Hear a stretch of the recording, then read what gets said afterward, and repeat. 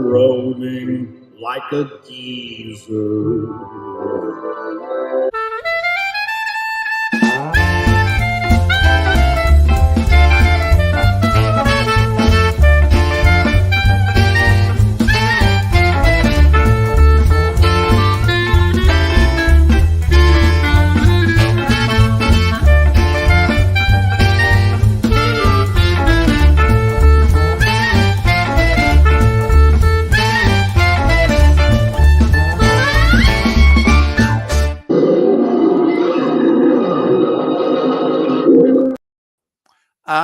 Hey everybody, I had a little technical difficulty there. I don't know if you guys could hear that or not. I was like, I had another window open and I couldn't find it. I was like, why am I hearing this ad and all this kind of stuff? But anyway, welcome to Graybeard's studio. This is, what is it? It's May 10th already.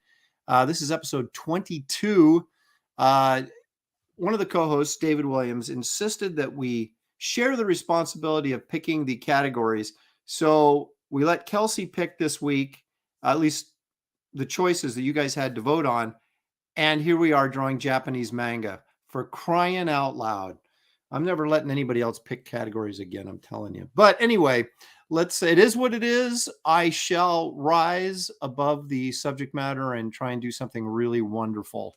But let me bring in my cohorts and then we'll take a look and see what's going on in the chat. But first of all, sometimes he's late, but he's always here, except when he's not. It's Bass Reeves artist himself, David Williams.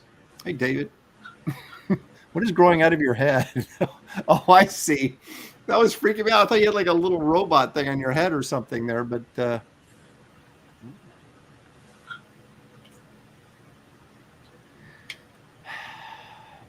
wait, you're like Clint Eastwood, man. You have very few words to say. Look at that. Daredevil, the she-devil. Is that female Daredevil? Is that what that is? Mm-hmm. All right. The cans with no beer. The cans with no beer, ladies and gentlemen. You heard it here first. Kelsey is out hunting Sasquatch or skunk apes this afternoon, but he is running a bit late, but he will be joining us soon. But in the meantime, let's say hello to our favorite inker, Gary Martin. Hello. G-Money. There he is. He's got orange and blue complementary colors on today. Blue hat, orange shirt. That's right. So representing the color wheel.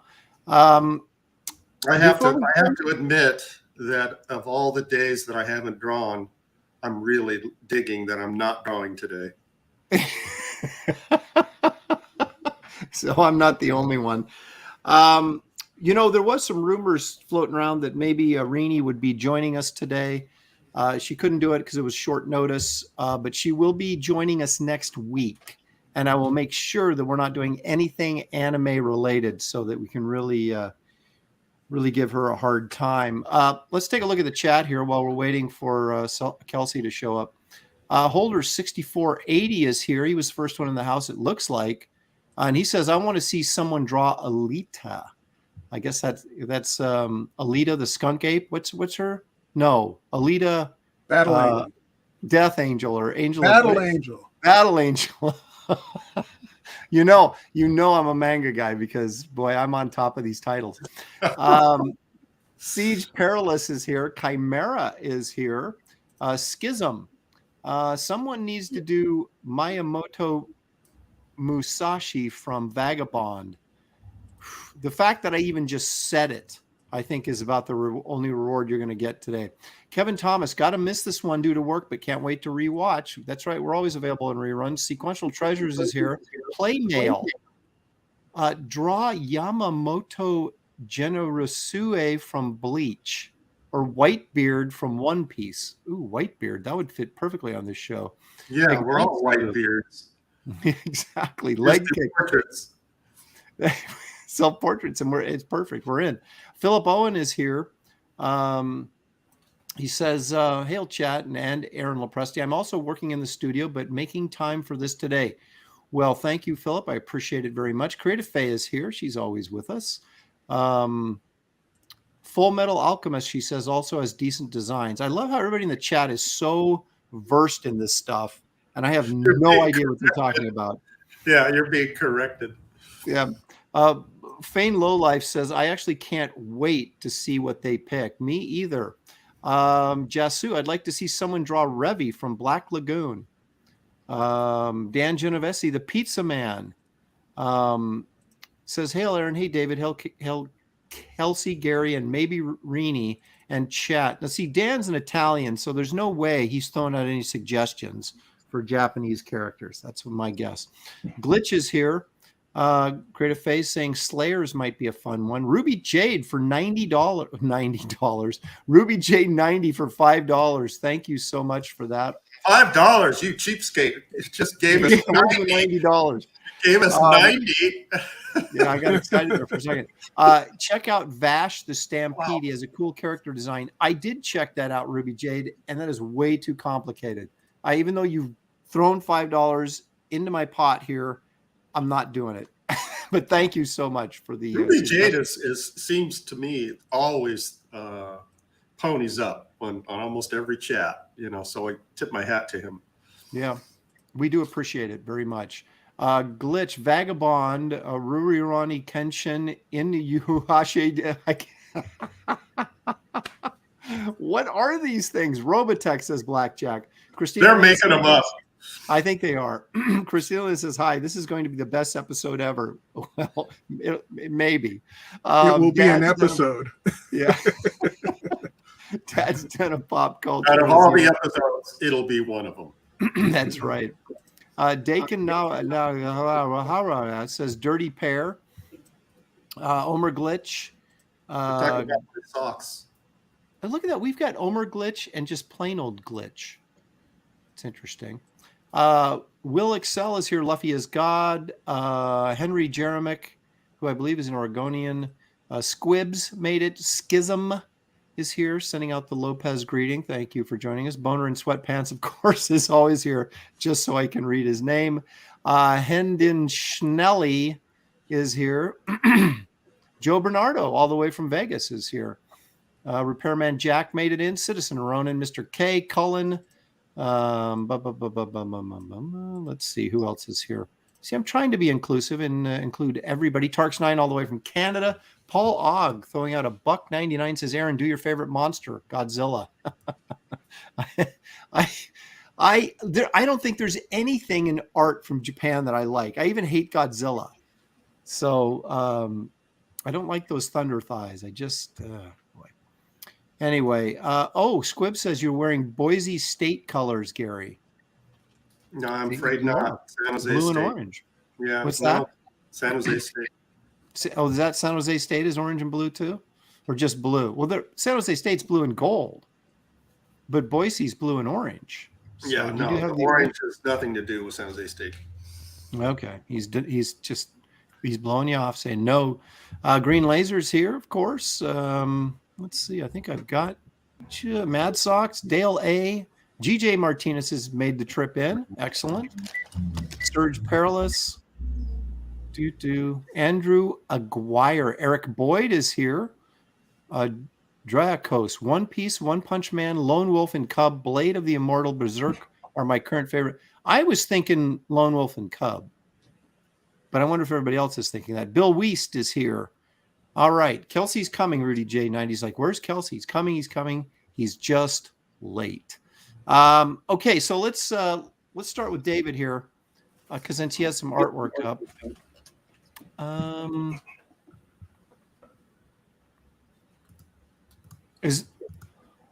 Okay, so you're doing your version of the female Daredevil? Yes. You actually wrote the cans with no beer.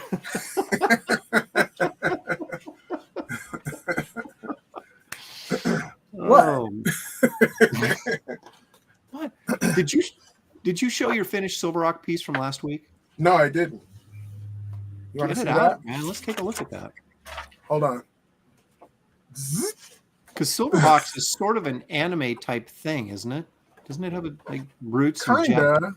They had some people doing the opening title sequence at best, and some of the action stuff. But yeah, here's the final. Took me a minute. Yeah. Well, talk about that background, what you did there. I sneezed really hard. After eating Easter eggs, right? Yeah. His body fluid, Two. his body fluid glows. Yeah, exactly. So whoever buys this, they'll get COVID. No, I'm just kidding. Okay. What a great sales pitch. Yeah, right. But you'll want my COVID. It'll make you a better person. So anyway, So are you going to tell me what you did with how you did the background or not? yes. This is all gouache except for the ink work, that I did first, because I was following Kelsey, because Kelsey was doing some things where he was just painting over his Sharpie pen, whatever, or ballpoint pen, and I said, "Oh, I like that because it would knock back the black," and mine didn't. It's still just as black as what I put down. So, doing the background, I was just painting various colors of blue to purple to green, all the way around, and then is that still gouache back there, or is that it's all gouache. There's no watercolor on this, and I frisketed, or masked off all of this stuff.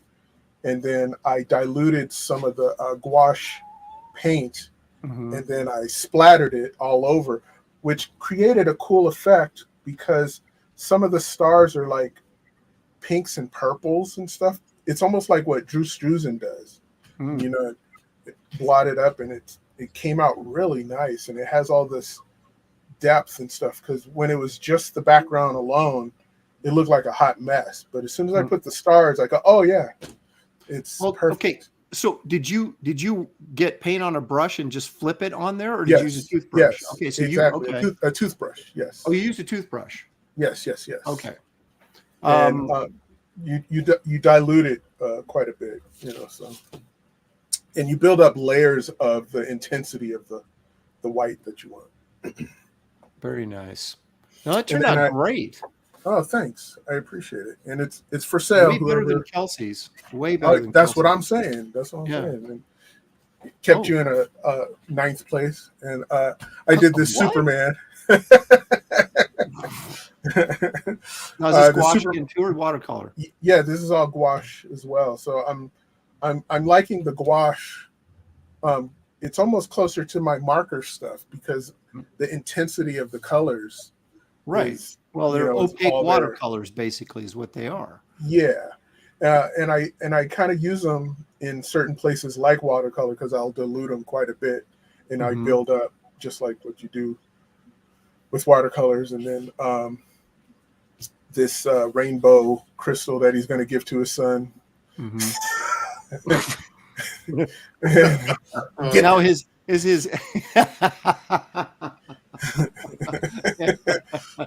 just, what? He doesn't look too happy about it. Took me a second. Yeah. Take this and get out. No, I'm just kidding. He's like, no, be the Superman you need to be. There you go. So you use the gouache a little bit like you'd use acrylics, right? Except, you're using them thicker and heavier and not transparent. Okay. David, are you inking on top of the color? There's no ink on here. So what is black? It's all gouache. Oh, okay. Yeah, no ink I like whatsoever. that. That's nice. What size is that? What size is it? I don't know. I just yanked it out of. Well, that's 11 by 17, so that's probably 11 by 14 or 12. Well, it's bigger than that then. Yeah, and it's wider too, so it's probably 12 by 14, maybe. 12 by 14, yeah, something like that. Yeah. Where do you get 12 by 14 inch paper? I cut it. Oh, okay. I cut it. Is that watercolor paper or just yes. like? Yeah. Okay. All right. So it has all that rough texture. I like drawing on that. It's fun, and it erases better too. Yeah, I've got a pad of that. That's what I've been using on the last couple draw streams we've done, or Graybeards is the watercolor board that I picked up in a tablet, and I actually like it a lot. You know what else is neat? Kelsey pointed out is that like how the modern superhero movies, they'll put a texture on the suits and all this kind of stuff. Right. Because of the nature of this paper, Superman's suit has this cool kind of pattern on it. You know, because of the texture of the paper. Nice. I love that piece. That's great. Nice work. Everybody in the chat is just going crazy over this stuff, saying how great it is and how that it's just almost as good as what I would have done. Yeah. Thank you, everybody in the chat. Yeah. I love you all. And a lot of love there. Okay. I'll give you a couple more minutes to think about what you're going to draw as we take a look at what Gary's got cooking here. Woo! Is that girl from the Meg? No, Oh, okay. She is not a specific type of person. Hold on a second. I did a series of these illustrations of females with tech. Mm-hmm. And it's basically texture where we see, hard and soft surfaces with, nuts and bolts and that kind of stuff. Is this going to be in your book? I think it is, Yeah. right? Yes. Can we go down? Can you go down a little bit and look at the cross hatching there on her suit? What a jeez. And again, of course, I remind everybody, this is all brush. This is not pen.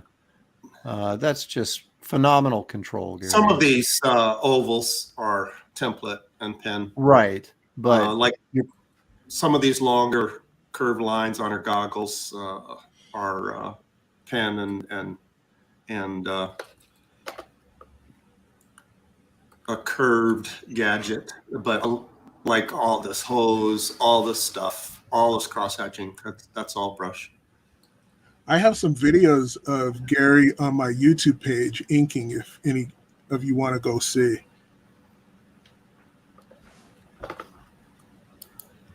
Here's another one. This one, Kelsey's here. Kelsey? Hey, suckers. excellent. We'll get to you in a minute, Mr. Tardy. All This right, one so is yeah, go ahead. one of my favorite pieces because of the different textures and all the tech. Is that All Martha these- Washington? Is that her name, No. Martha Washington? Oh. No, that's Yeah, not her. Dave Gibbs Oh. ones. No, this is my character. I heavily researched all this stuff, so this is all accurate modern military stuff. I love the lenses. That you put some zip on there, right? Yeah, that's old-fashioned zipatone on her goggles. You Yeah, still have I some don't zip know. sheets? Yeah, I still have some of that stuff. I just like this, flesh, and then all this stuff. Yeah. I don't even know how to describe it. The buckles and the tubes and the bolts and. I love that stuff, but I hate that stuff. You get my meaning? Oh yeah, it's. I love it it's when other very- people do it. Yes. It's very, very difficult to ink. Very difficult to ink, but when it comes together, I really like the result. And Yeah, then that's great tech, but man, yeah, that stuff, I hate drawing that stuff. this is the first one that I did that convinced me to go down this road. And David gave me a really good story idea for this piece.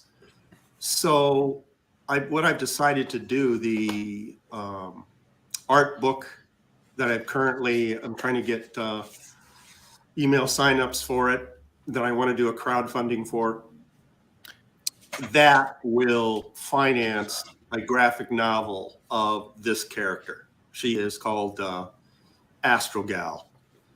And she's going to battle Kit Carter, Galactic Ranger, and it should be an epic showdown. So Gary, Hang on a second. let me just point out something. Gary pointed out that I gave him some good story ideas. It's a difference between me giving something and someone taking story ideas taking from your me. story ideas and then ruining them. You should have sold them to him. You're David was lost. taking a nap in his studio, and I snuck in and raided his files. And I got a whole stack of story ideas. Yeah. The signups for Gary's book that he's referencing is there it is right there, The Ink of Gary Martin. The link is in the description of this video, so you guys go sign up. All you have to do is give him your email so he can keep you on the mailing list to let you know when the thing goes live and give you updates and all that kind of stuff. So this book is going to be killer. So you guys want to sign up for this and make sure you back it when it goes live. So that's the long-term goal, is that if this campaign is successful, the art book, then that will fund Astro Gal, and it will be a graphic novel. And this is her. Awesome. Very nice work. Excellent, Gary. Well, Kelsey, what have you got to show us? Anything? Wait. Before Kelsey even starts, he pulled out what I was going to draw. Oh, no. Did he? What? Yes. Oh, what you guys are going to pull a Silverhawks again and both draw the same thing, are you? Yeah, he pulled out what I was going to draw. What? Oh, Faust? Metal Guard Yeah. Faust? No. I wasn't going to draw him, so you can have him. You can have him. All right. So, Kelsey, have you done anything this week that you want to share with us? Or, did you? No, nothing I can really share at the moment or want to. So Can we take a look at your War of the Worlds piece again from last week? Oh, yeah. Or 2 weeks ago? Or when was that? Was that last week? No, show your Silverhawks. You're fine. I already showed the Silverhawks. You're just Show trying it to... again. No, I don't have all my lens flares on there like you do. So... Give me a chance to put some lens flares and some other crap on there to make it look better. Yeah, like you did. I got J.J. Abrams action going. That's right. Blinding me with that stuff. Let me see if I can. I don't know. I've been getting things ready to ship and shipping things and going. I don't know where anything's at the moment. Hang on. Crying out loud. Man. What's this? Put No, you in that's not. Oh, he's gonna hit us with something. My friend. I know this routine. Kenzie can't find anything. He goes, oh well, except for this little piece. Yeah. And that's Well, you saw everything I got right in front of me is like the Batman. Y'all saw that one. Here. Here's like a fun shank. Let me turn this light down. It's so bright. Wow, Yeah. blinding us. Yeah. No, turn it up. It looks better. Blinding, like your lens flare. I don't think we've seen this shank piece, have we? I don't think we have. Yeah, I was trying to really hard to do like a Simon Beasley kind of thing for half a second, and then I was like, I'm not Simon Beasley. Let me go somewhere else. Let me go back to me a little bit. This is when his face was really like hamburger. Yeah. Just trying things. I finally got my look. I don't want to like this is cool. This is like be cool in like monster movies and stuff, but it doesn't have comic book. Like it doesn't, like bright colors and cool designs and things that don't necessarily make sense, but they're freaking cool in a comic book. I don't want to lose any of that kind of thing. So yeah, I kind of went another way. Hold on. Maybe I got some. Wait. Oh, is this it? I think I might have it.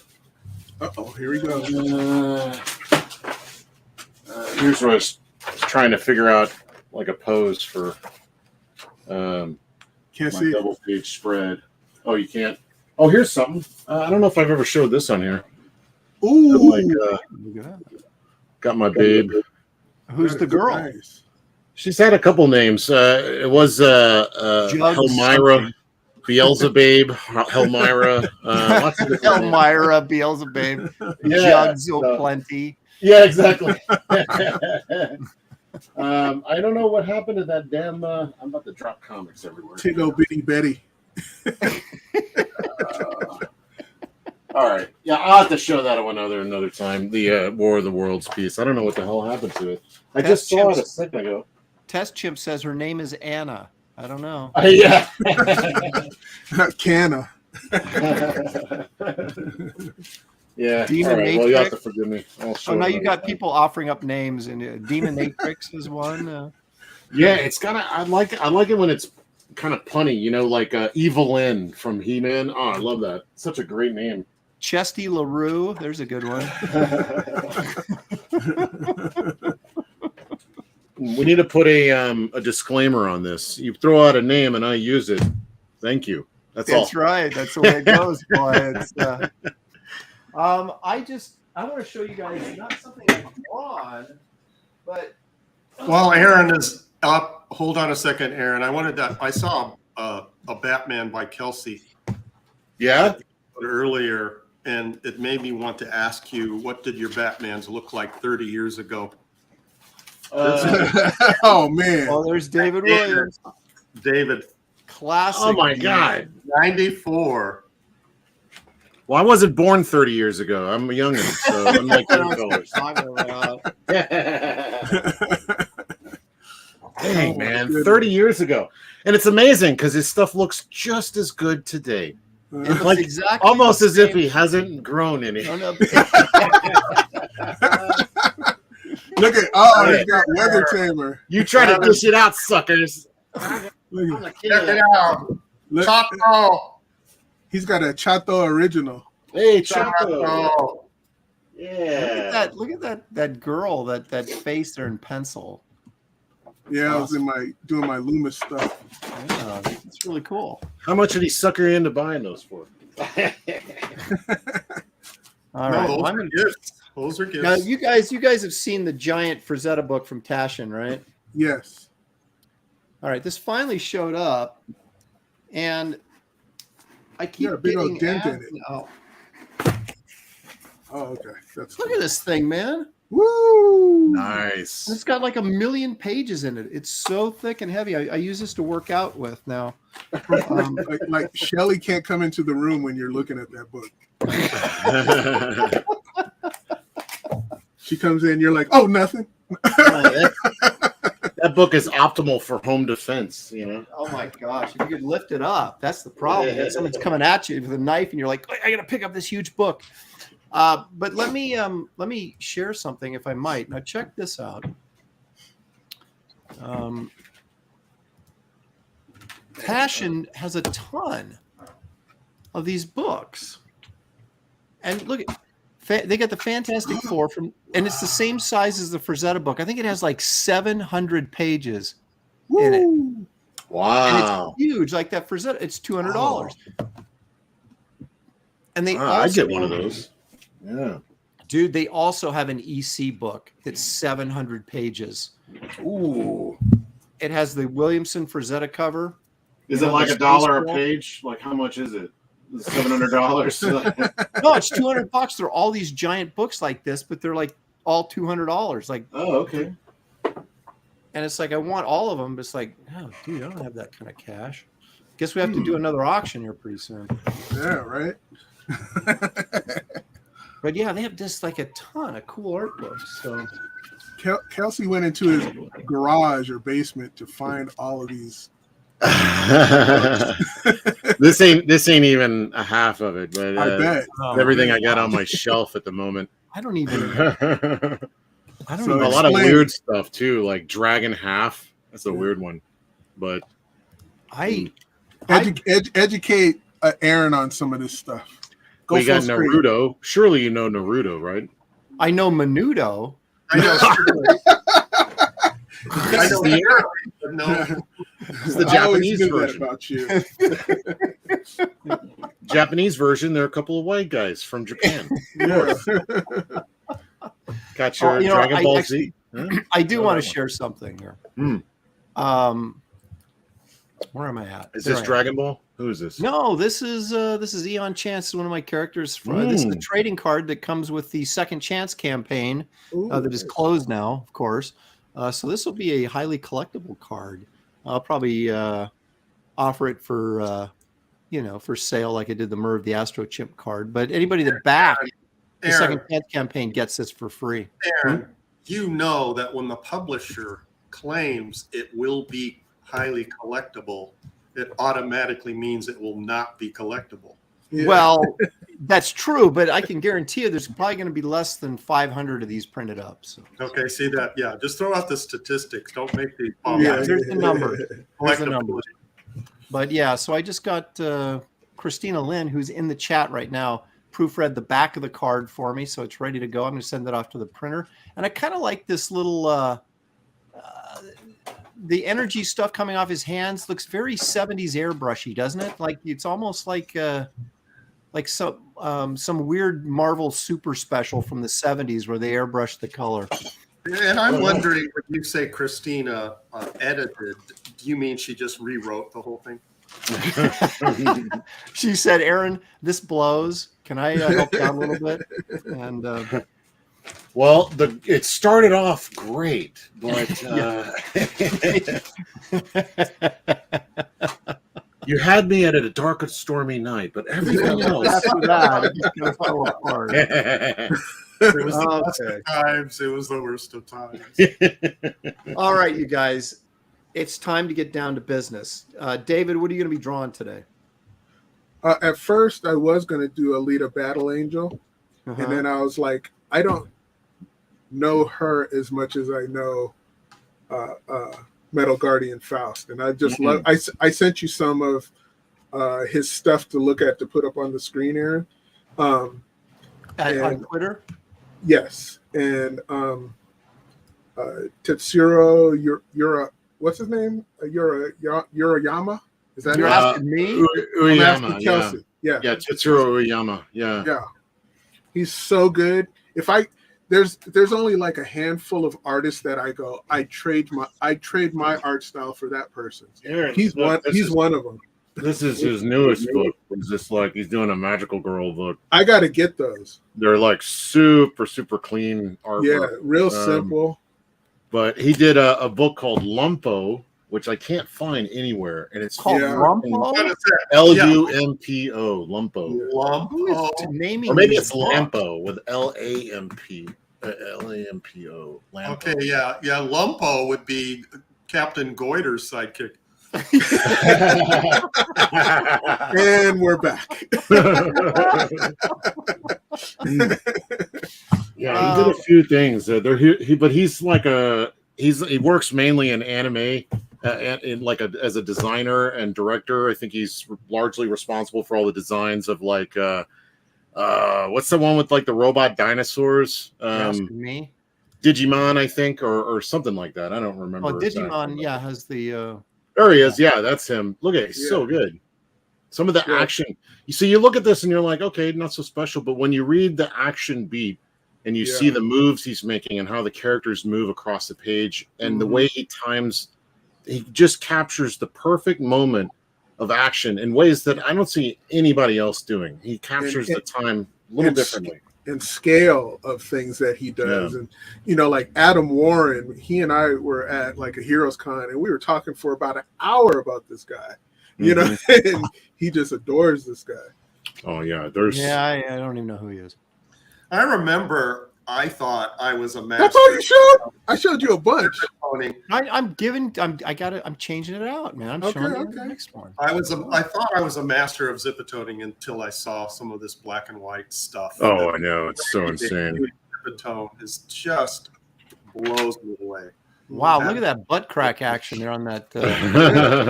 Holy smoke. Is that a double page spread there? Yep. Oh my goodness. And he knows how to like do these Dutch angles and all this. He's so good. Well, that perspective is great on this double page spread. It's like bending. That's really, really good. Yeah, great perspective. Yeah, I can. Look how well that ankle is drawn. Oh, the ankle. Right. He's all about women. You should see some of his other stuff. It's just like this guy studies women. I'll bet he beep, boop, beep, boop, boop. Yeah. All right. Is that my internet or is that yours? It's not mine. It's not mine. Must be yours. I don't know. I didn't even hear anything. I was too engrossed in the. Sound like the Little Rascals. Not mine. Look at that. Look at that zip-a-tone on there, like at the bottom panel. It looks like real leather. This has to be digital though at this point, right? I mean, this was done probably early 2000s. This book, or maybe even earlier. So maybe not. Yeah, I thought it was in the 90s. This new thing he's doing is definitely digital. So, but it actually looks less labor than that, and that's probably for real. So yeah, nuts. Yeah. That face in the second panel is terrific. Just the eye and the nose there and everything. I mean, it's just so well drawn. Yeah. This guy, man, Shiro Miwa, who does he only did the first episode of Ruby, and then it's like an American thing. They're trying to be Japanese, but they got an actual badass from Japan to draw it, and just insane some of the stuff in this book. So let me make you bigger. But look how he does I love the way he does little, like if you see like when things are moving, he'll just jig-jag that edge a little bit, you know? Yeah. But yeah, this book is just filled with great design, cool action. I was trying to find this one beat where it's like all the characters like doing multiple actions, just killer stuff. Yeah, And so this just for the those first For those of you in the chat, Kelsey's using high-end technical art terms. Jig-jag that. Well, the one thing I can't figure out is why do they keep printing these books backwards? Has anybody told them that they're? You're funny. You can get the forward version sometimes. Okay. Right. I just. Then got here's a one little more. special one that nobody knows about. This is the Metal Gear Solid 2 instructional book that came with it, and there's like a little comic book inside. Yeah, Metal Gear Solid 2, the comic book, but it's like all digital color, and it's meant to like tell you how to do things. But I picked up on it because there's all these really great techniques. Look at the shadows of all these bars. It's so simple, but I don't know, some cool stuff going on in there. Anyway, yeah, I could tell you guys are impressed. I am. I don't know about these. I fell asleep while you were talking. I have to wake up. There's another page that David sent me. Man, you better wake up to this. This is the good stuff. Does his name start with Frazetta? Forget it then. Yeah, exactly. What do you mean he's not American? What are you talking about? Exactly. Oh, my goodness. His name is Massimo Frazetta. No, what? Look at Dale what? A says I only read forward page manga. So Look at the bodies, like how she's holding that girl and stuff on that top panel. yeah, It's yes. amazing. That Who is does that incredible. here? No one does that here. Just me, baby. It's true. It's true. You're right. You're all swiping it right now. Yeah. Nathan Robinson says Captain Harlock. Thank you for the $2, Nathan. Captain Harlock is the best manga on anime character. Captain That's Harlock. Leiji Matsumoto, who also did Queen Emeraldus here. He's got a real clean style. I was also thinking of doing something from Akira, but who knows? I think And that's all. David, what's this page from we're looking at? What's the name of this book, Kelsey? I forgot. It's either Lumpo or Lampo. Lampo, yeah. I can't remember, but it's impossible to find. If you can find it, let us know. Because even what's his name? Stuart Eminem is trying to track this down, and nobody can find it. It's really hard to find. And I had him at one point. I can't believe I got rid of him. Adam has one. Adam Warren. I know he. Oh, of course. All right, so I got my little castle of manga to help. Hopefully it'll draw energy from. All right, so David, you're doing that character. What character are you doing? Metal Guardian Faust. You show that cover. It's like in color. Oh, yeah, there it is, right there. Yeah. I'm doing that guy. He's like RoboCop. Yeah, and actually, I use this as a. Let me find a good page of it. I use this as a muscle ref because of the way he designed the suit. He breaks down the shapes into real simple and understandable, so it's real easy. And he's got back muscles and hands. Look at this back. He's just breaking it down into the simple shapes. So that's probably why a lot of us like this book, because it's like, dang, look at that. I could do anatomy now. Yeah. Okay, Kelsey. So what are you doing then? Well, I was gonna see what garbage you guys are choosing, and then I was gonna ask the audience what they want to see, and win them over. Okay, well, Because I'm I gonna hear a draw- lot of call for not bastard, not Claymore. What's the guy with the? It's a really mean manga. Rini loves it a lot. You know what I'm talking about, gang. I'm waiting for Me? the chat I to have no say idea what Berserk. you're talking That's it, Berserk. Okay. They want you to do. Slacker wants Aaron to do Berserk. I think you would do a great one, actually. Well, I'll tell you what I'm going to do. I'm going to do Uncle Sam kicking Hirohito's butt. So, That's not a manga. Japanese. That's American manga. It doesn't count. I can't do that. I can't do World War II art. Okay. Well, You know yeah, what? you could do Battleship Yamato. No, wait a minute. Star Blazers. Is it too cliche to say Lone Wolf and Cub? No, that's a great one. Excellent one. Love Lone Wolf and I Cub. kind of want to do Lone Wolf and Cub. It's kind of what I'm feeling. Dude, I think you would knock it out of the park, honestly. I love Lone Wolf and Cub. Kelsey and I did a just for fun. What was it? A Ghost in the Shell piece. Oh yeah, right. Yeah. That turned Yeah, out that pretty was good. fun. I think I might do Alita. I might change my mind. I think I might do Alita. Well, what's the difference? I mean, Alita and Ghost in the Shell, they have a little bit different hair, but it's pretty much the same thing, right? It's just some tech chick. Well, one's I guess they're kind of the same. They're both was it cyborgs where they have machine parts and human parts? Yes. That's about it though. That's about where the line's drawn. One has more personality than the other. But are you going to draw her in her black leather outfit or the Gundam outfit where she's has the blade feet, the wheels, and she's like in a racing game? Yeah. No, I'm doing her in the black leather. Look at this. All the sexy ladies in manga, and Aaron wants to do Lone Wolf and Cub. Right. Right. He said, "You know where my priorities are at." Hey, I'm playing against type here. I'm playing against type. All right. So what are you doing, David? Alita then, or I think I'll. Okay, you're doing Alita.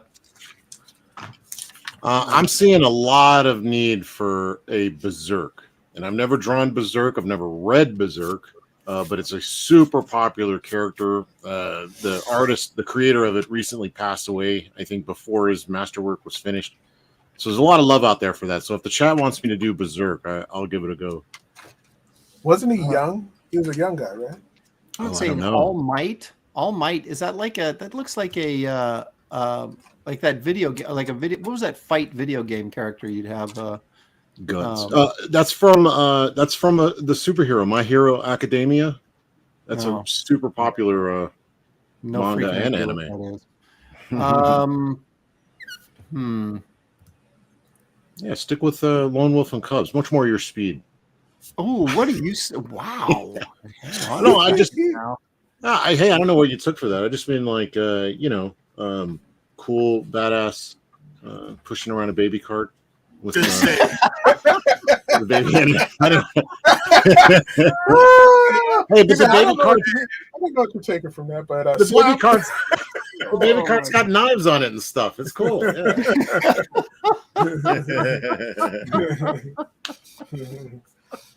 Yeah. Lone Wolf and Cub. Trigun. You guys are just like throwing out names. I have no idea what any of this stuff is. Trigun's great. That's fun. Good fun character. Very 90s. Aaron's in a Peanuts show. Wah, wah, wah, wah, wah, wah. I know, that's exactly it. All sounds like that to me. Oh, Joe Bernardo says you should draw a Jubei from Ninja Scroll. That's a good one. He's like, oh yeah, that is. Yeah, I think he could do that. He's like a cool, especially if you drew him with it like at the beginning where he has the like straw hat and he's like chewing on a little stalk of straw or whatever. What's the name? Jubei.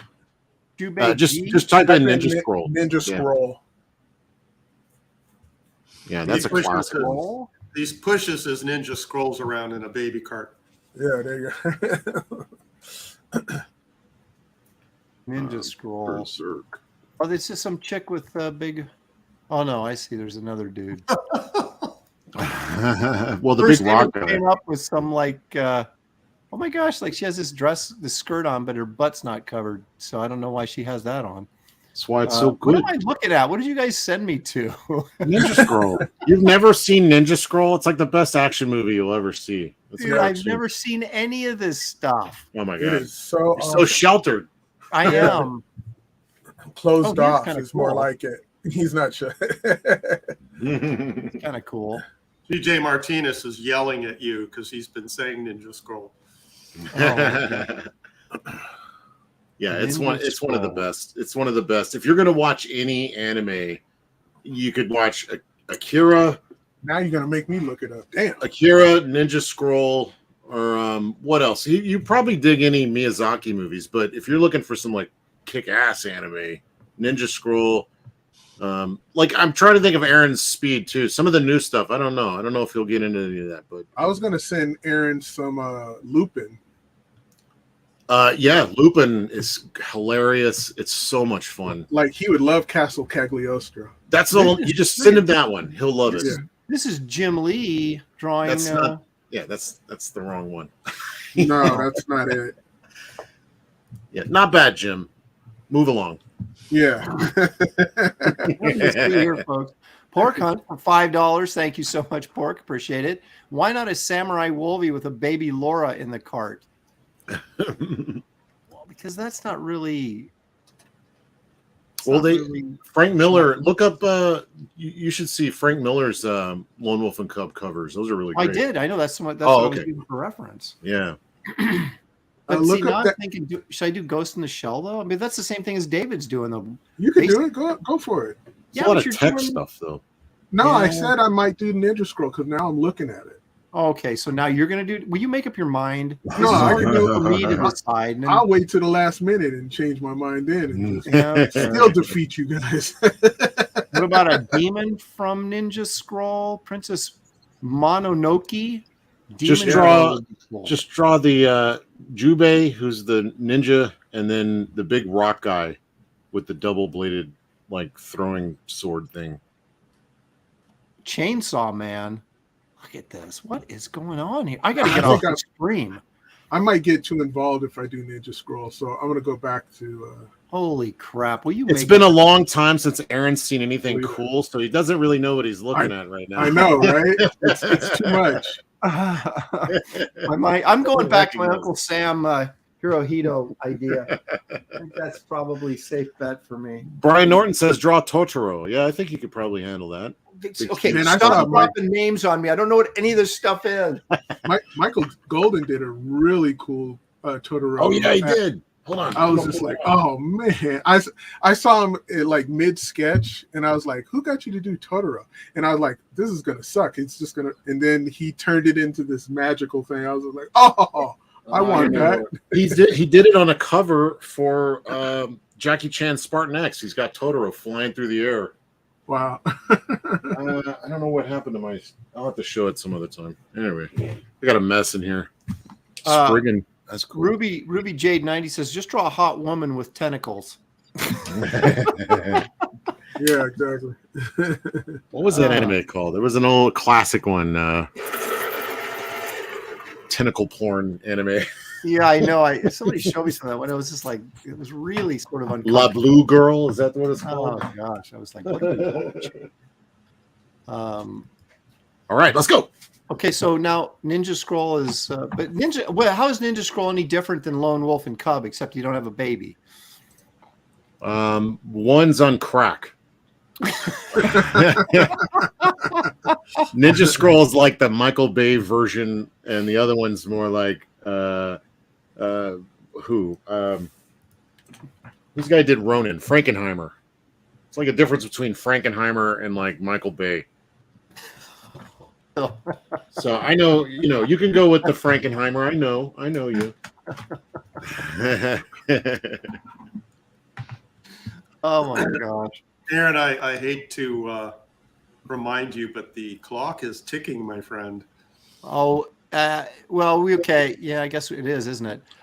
You figure it out. We'll go ahead and get started. I'm sure. Yeah. Go ahead and get going here, and I'll once it all sinks in, then it'll just be just an incredible experience. You guys won't believe. And I mean that you will not believe what you're about to see.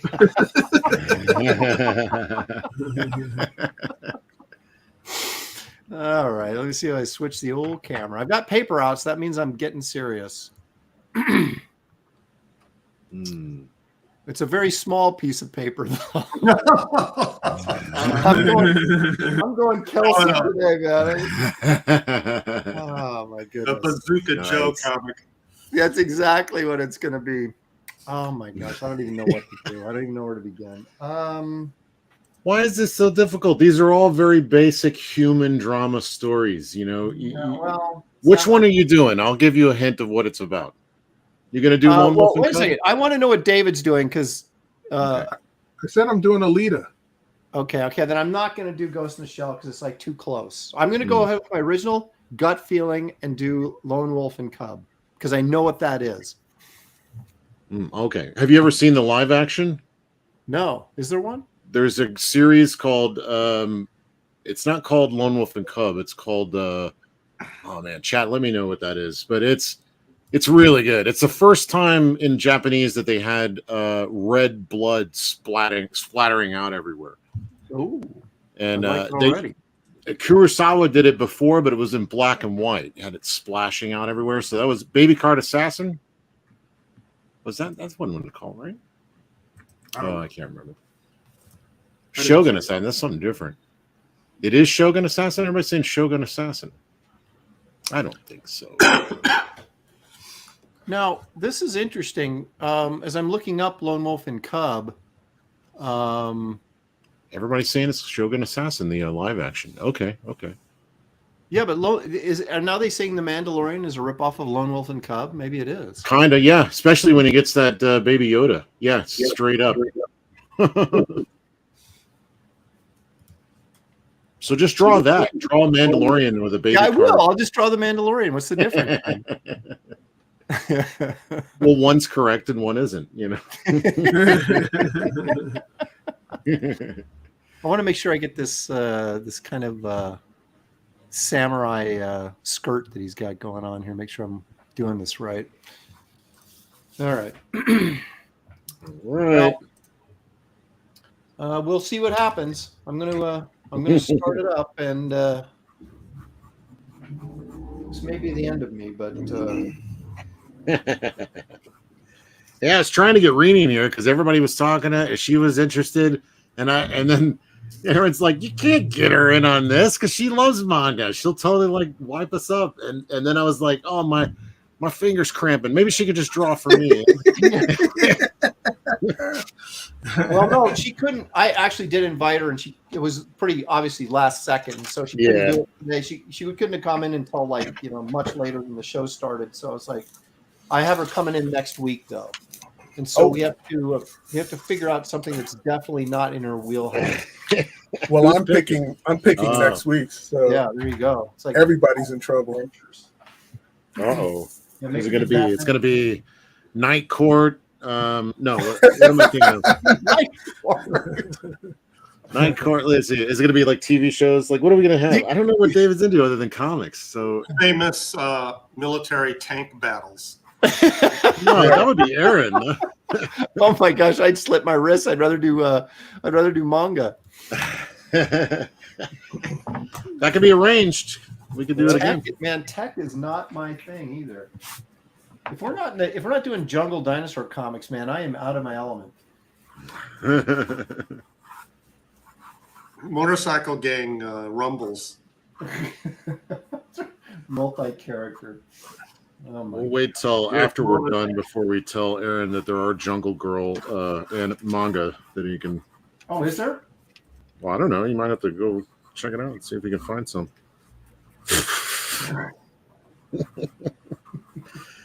Yeah, there's one I could think of where the Jungle Girl's got like really giant boobs. Okay, well that's pretty much every. I can't remember the name of it though. No, seriously, I'm not trying to. I can't remember the name of it. Somebody would know. Jungle Titan. Jungle boobs. Yep. Mm. All right, this already sucks. I'm gonna do better. Excellent. Leave it to Kelsey to just wreck me, man. I don't know if I'm going to do any better. I've never done. My gosh, you've got like a whole garage full of this material. Are you kidding me? Yeah, but I'm not drawing manga style. See, that's your mistake. You're trying to draw it manga style, aren't you? You're trying to draw the big eyes. I'm just trying to have character familiarity. Oh, okay. Yeah, and I'm even going on my expensive paper. You guys ever picked up one of these? I know Kelsey hasn't because they don't sell this at the dollar store. No. But this is like $30 for this. But it has it's like toned paper, so it has like different. So I'm going with the sort of ivory colored, and we'll see. I don't want to wreck this because this paper is too expensive. So I have to do something good, but I don't know if I'm capable or not. We shall see. Is that like $1 a sheet? Darn near, yeah. But I couldn't find anything the size I wanted, so I ended up. I got this paper before. It is really nice. It's got some tooth to it, but it's not too rough. You had some in that drawer behind you. You should go check. It's kind of like down toward the bottom. Yeah, go check it out. So the errand for topic doesn't give you enough pressure. You have to add expensive paper to the mix. I know. Well, it's all about the entertainment value. We do this for you guys that bear with us in the chat. He's already working on his out. It's like just isn't a competition. It's just a sketch. And he's drawing from a pencil he bought from the Frazetta estate. I'm hoping that it'll do something, kind of make it kind of...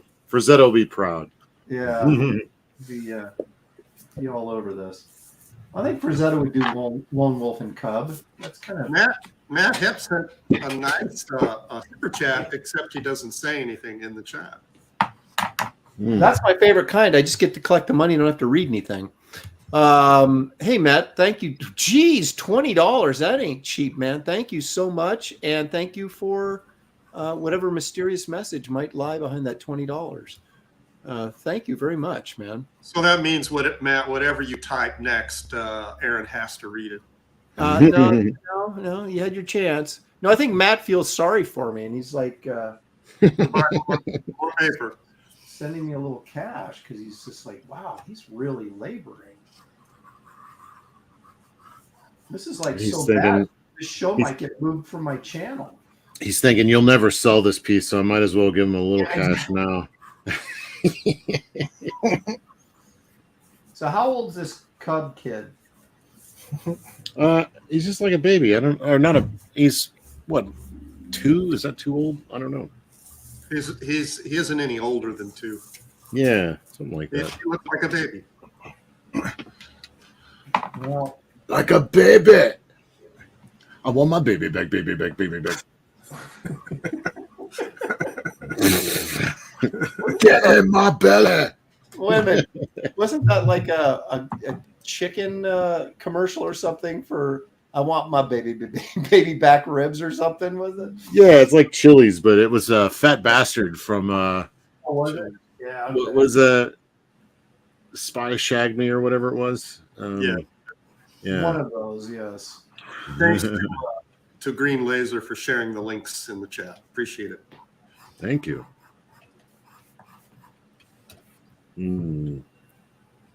This is deceptively hard, actually. Yeah, see what you did? Well, I've never drawn this guy. I'm still making it a challenge. I'm giving you guys a chance. Doing something I've never done before either. Guy with a big sword. You've never drawn that before. You've drawn a big guy with a sword on his head. Oh, yeah, that's right. Yeah.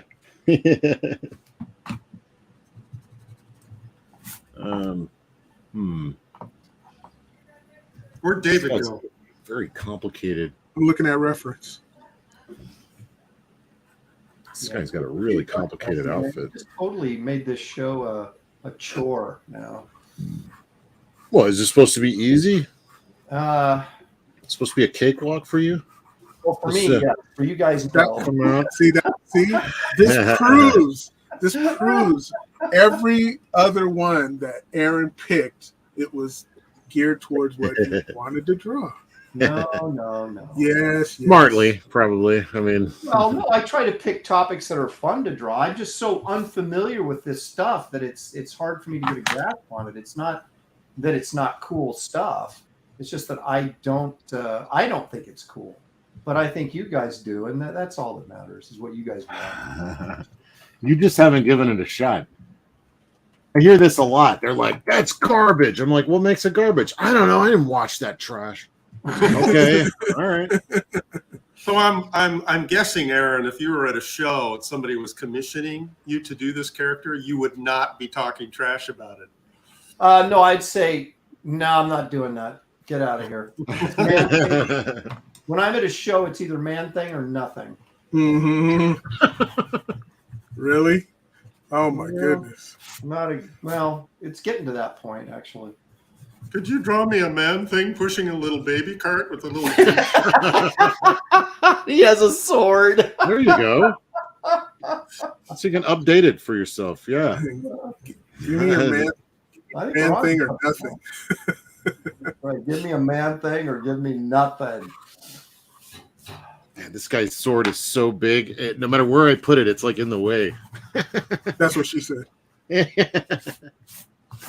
Do you guys think, I mean, this is probably a dumb question, but don't you think the guys at Marvel, when they came up with Man Thing, that had to have been a joke, right? They must have done that on purpose, don't you think? Sure. No one's going, hey, let's do a comic called Man Thing, and everybody else in the room is like, I mean, it's like, it had to have been, right? As soon as somebody giggles, they're like, it works. Yeah. Let's do it. Stan's not looking. Let's put in a stupid character. Oh, speaking of Stan, I'm at the post office today. This guy, like the super old guy, kind of sidles up behind me and starts talking, and I'm looking at my phone. I didn't even know he was talking to me. And finally, he's like, "What are you shipping?" And I look over with like a stank eye, like, "What do you want to know for? You know, like, are we about to fight? Like, what the hell? You know, like." Yeah, Kelsey, you didn't even say hi to me. Yeah. I was gonna say it kind of looked like you, but I didn't, you know. But anyway, he was like, "What are you shipping?" I was like, "Artwork," and he's like, "What kind of artwork?" I was like, "Comic books," and he just lit up, man. He was like, "Oh," he's like, "I was part of the Stan Lee fan, you know, the Marvel. What was the old fan club way back in the day?" Boom. Yeah. Friends of old Marvel. Yeah. Boom. And he had the album. Remember the album that had everybody on it, talking on it and stuff?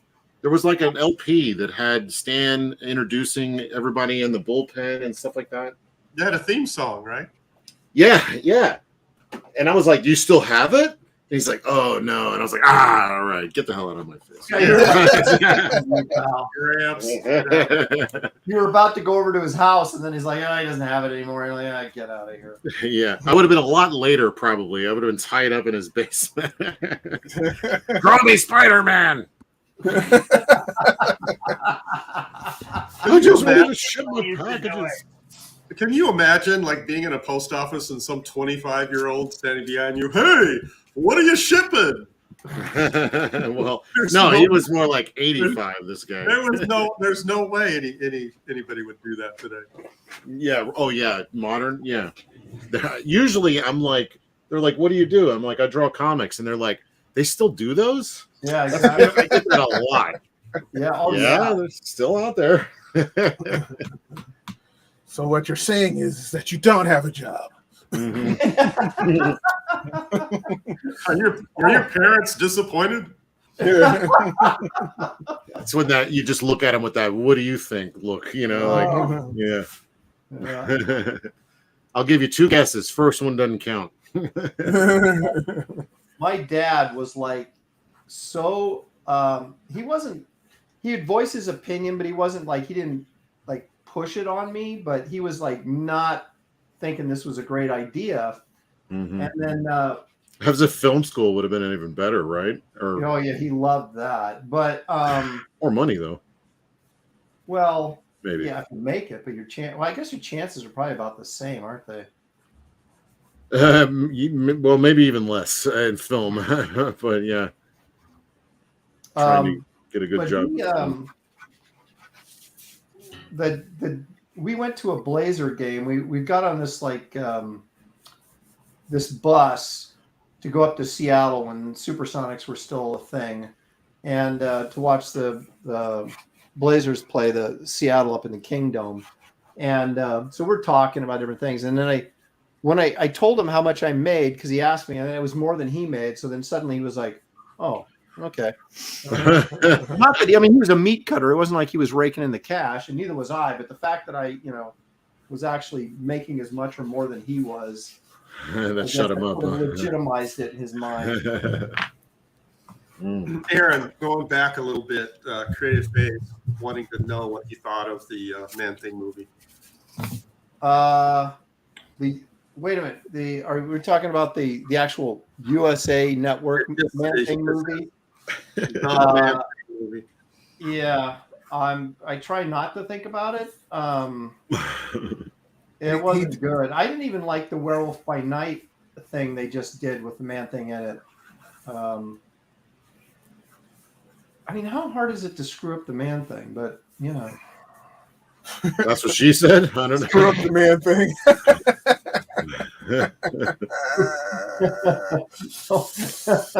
Immortal words. How hard is it to screw up? Wow. They should have let me do it. How many errands does it take to screw up a Man-Thing?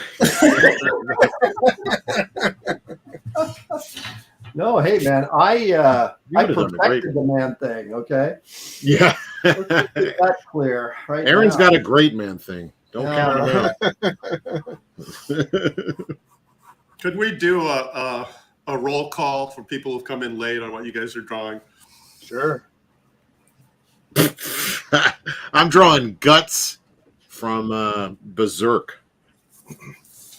I'm drawing Alita Battle Angel. I'm drawing Lone Wolf and Cub. Maybe. It might be becoming Uncle Sam and Hirohito here pretty soon. I don't know. I still can't get this guy's sword in here. I need bigger paper for this. You can't get his sword in here? What? What? I gotta go. Well, he's got such a giant sword. I want the sword to be like. How's that any worse than the Man-Thing? If you got a big sword, you're going to be proud of it. Show it off.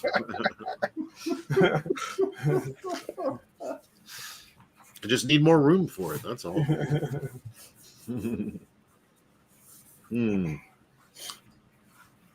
Yeah, this guy is mostly all about the pose, I think. And he got a crazy outfit, but you guys have all seen Seven Samurai, right? Oh yeah. Mm-hmm. The end. Yeah. Well, no, I was going to say, and you've seen the Magnificent Seven, I assume, right? Oh, for sure. The original, not the. Yeah, I've seen both. Okay, so do you have a preference? Oh, between Magnificent Seven and Seven Samurai? Yeah, which do you like? Do you think one's better than the other? I mean, one is based on the other, but they're so different. I honestly, I'd have to say I prefer, and this might be sacrilege, but I prefer the Magnificent Seven. It's a lot more fun. But as far as like filmmaking goes, I mean, Kurosawa, might have to give it to Kurosawa, but I love Yul Brynner. I love who else? There's a whole bunch of guys in that. I think it's a lot of fun. Charles Bronson, Robert Vaughn. Robert Queen, Vaughn plays the fancy guy. A little bit fancy, if you know what I mean. Yeah, so maybe I don't know. Seven Samurai is better, Numpty says, but Beowulf says he likes the Magnificent Seven remake. This is one of those that's going to go wildly, because it's such a personal choice. I mean, I love Seven Samurai. I mean, it's so good, but it's long and it's sad. and it's I don't know. Yeah, it is sad.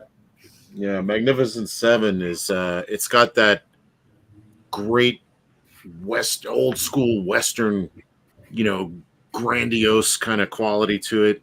A lot of really over the top characters. I mean, the only character I really remember from Seven Samurai is Mifune, Toshiro Mifune, the crazy guy.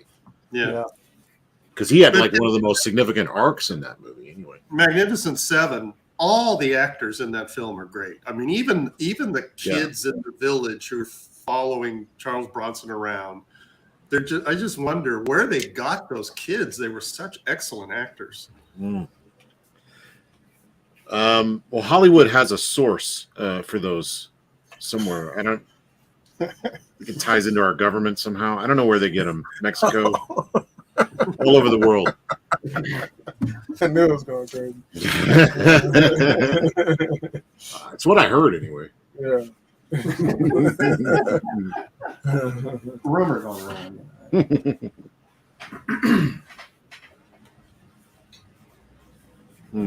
I was curious because I just, of course, when this subject came up, I was made me think of that because I saw Seven Samurai in a film class in high school. Oh wow! For the first time, and I was amazed, that I was actually enjoying a movie that I had to read subtitles for. And I think I actually saw the Magnificent Seven after I had seen Seven Samurai for the first time. Oh, so is that the first Kurosawa you'd ever seen?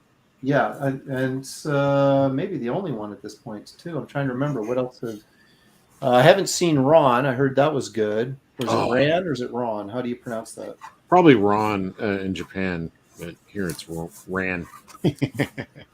And then, what are some of the other ones he did? Ron is basically King Lear, right? Is that the one that's like King Lear? Right, that's right. Yeah. Yeah, so you've probably seen it already. Seen King Lear, you've seen them all. Yeah, that's right. You've seen one King Lear, you've seen them all, right? I did see Mel Gibson's Hamlet. So. That was great, actually. That was the first time I really understood what the hell Shakespeare was saying. Because it was always kind of impenetrable, some of the dialogue and some of the jokes and things like that. But somehow he managed to. There was like a joke in it, and I got the joke, and it was like the Rosetta Stone for Shakespeare. For me. And suddenly, I understood everything I was hearing, and I was like, "Whoa!" Now I was in high school, I think, and they were showing us the Hamlet. And from that point on, I was kind of into it. I was like, oh, okay, I get it. Well, the thing is, though, the first, I don't know, was it like 20 minutes of that? It's weird. It's like you watch a Shakespeare thing, and that's the one that comes to mind because that's the one I've most recently seen. But you watch that, and it took me about 20 minutes. And I was like, I had no freaking idea what people were saying. Right. But then it sort of like clicks. It's like the universal translator kicks in and you're like, oh yeah. And by the end of the movie, you totally can understand what everybody's saying, which is. I wonder if that was the same point I did. I had the same experience. So it makes me wonder if that was around the same point in the movie where I was like, oh. Yeah, it just kicked in. And I was like, okay, now I understand what's going on. The Kenneth Branagh Shakespeare films were like that. They were very understandable, where you get the jokes and you get the innuendos and all that stuff. Well, because I think it takes a good actor to really sell some of that stuff. So sometimes you don't know that they're telling a joke, but if they're acting it properly, so where you're like, "Was that funny? Oh yeah, that was funny." Yeah, okay, I get it. Sometimes they don't sell the joke. Wasn't it? Huh? Wouldn't Glenn Close play his mother in that? In the Hamlet? No, the Mel Gibson version. Oh yeah. Gosh, I don't remember. I'm pretty sure. The Kenneth Branagh Hamlet is insane. I mean, it's set in like a Revolutionary War or something, or like no, like 100 Years War. Do you remember, Gary? Yeah. And so lush. All-star cast. I mean, people you would not think would be in a Shakespeare story, and what they all was- pulled it off really well. What was the one that it was?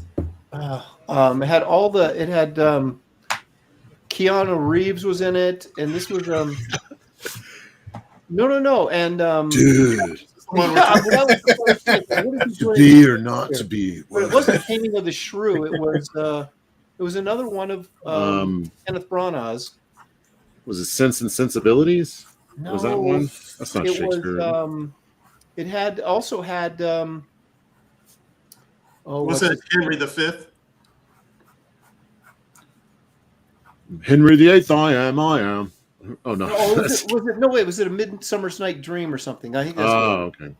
That was a love story where everybody's running around and there's misunderstanding what everybody else is doing. Yeah, I think that's it. Because wasn't oh gosh darn it, who plays the why can't I? Oh, here we go again with Aaron. I can't remember anybody's name. It's like every time I get on this show, we start talking about movies. I can't remember anybody's name. Go to chat. Always go to chat.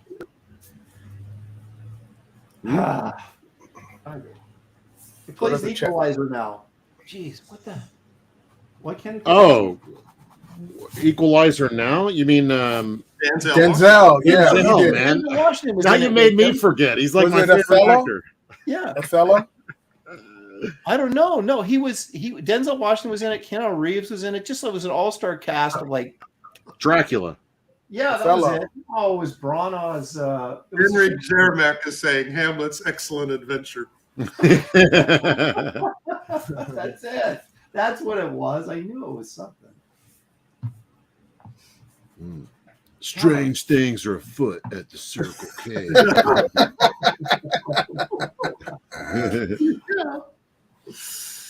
Oh my gosh, I am tanking this. I'm feeling Excellent.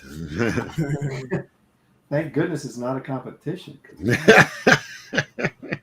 in trouble.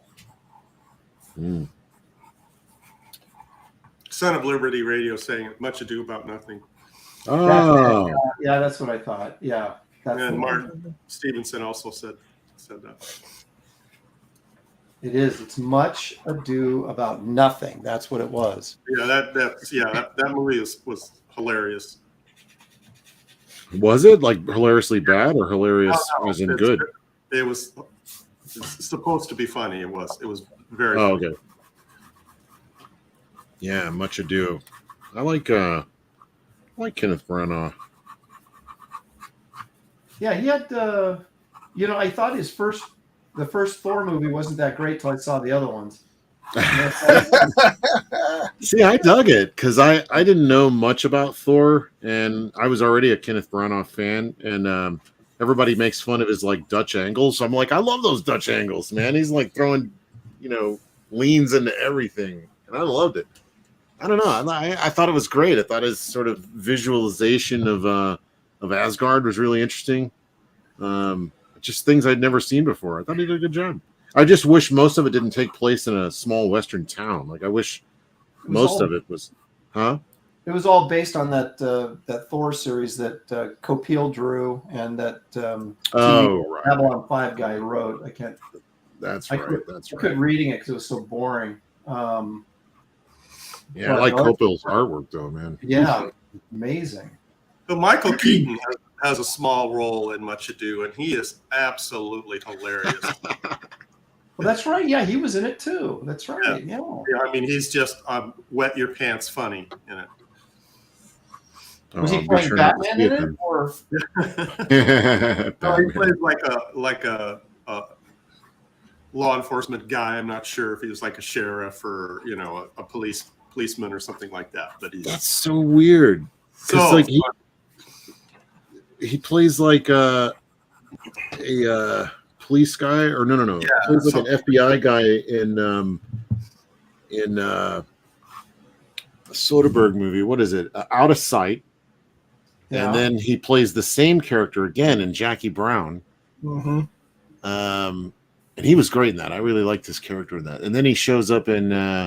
He was in that Jennifer Lopez movie where he was like her dad or something, and he was a cop in that. Yeah, I thought that was. Oh yeah, what was that? What was that was that out movie? of. That was out of sight, wasn't it? Oh yeah, with Yeah. George Clooney was in that, right? Clooney.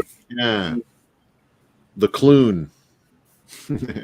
Dan's did a thing that Keaton was great in that movie. He says that they quote the "I am an ass" line all the time in his house.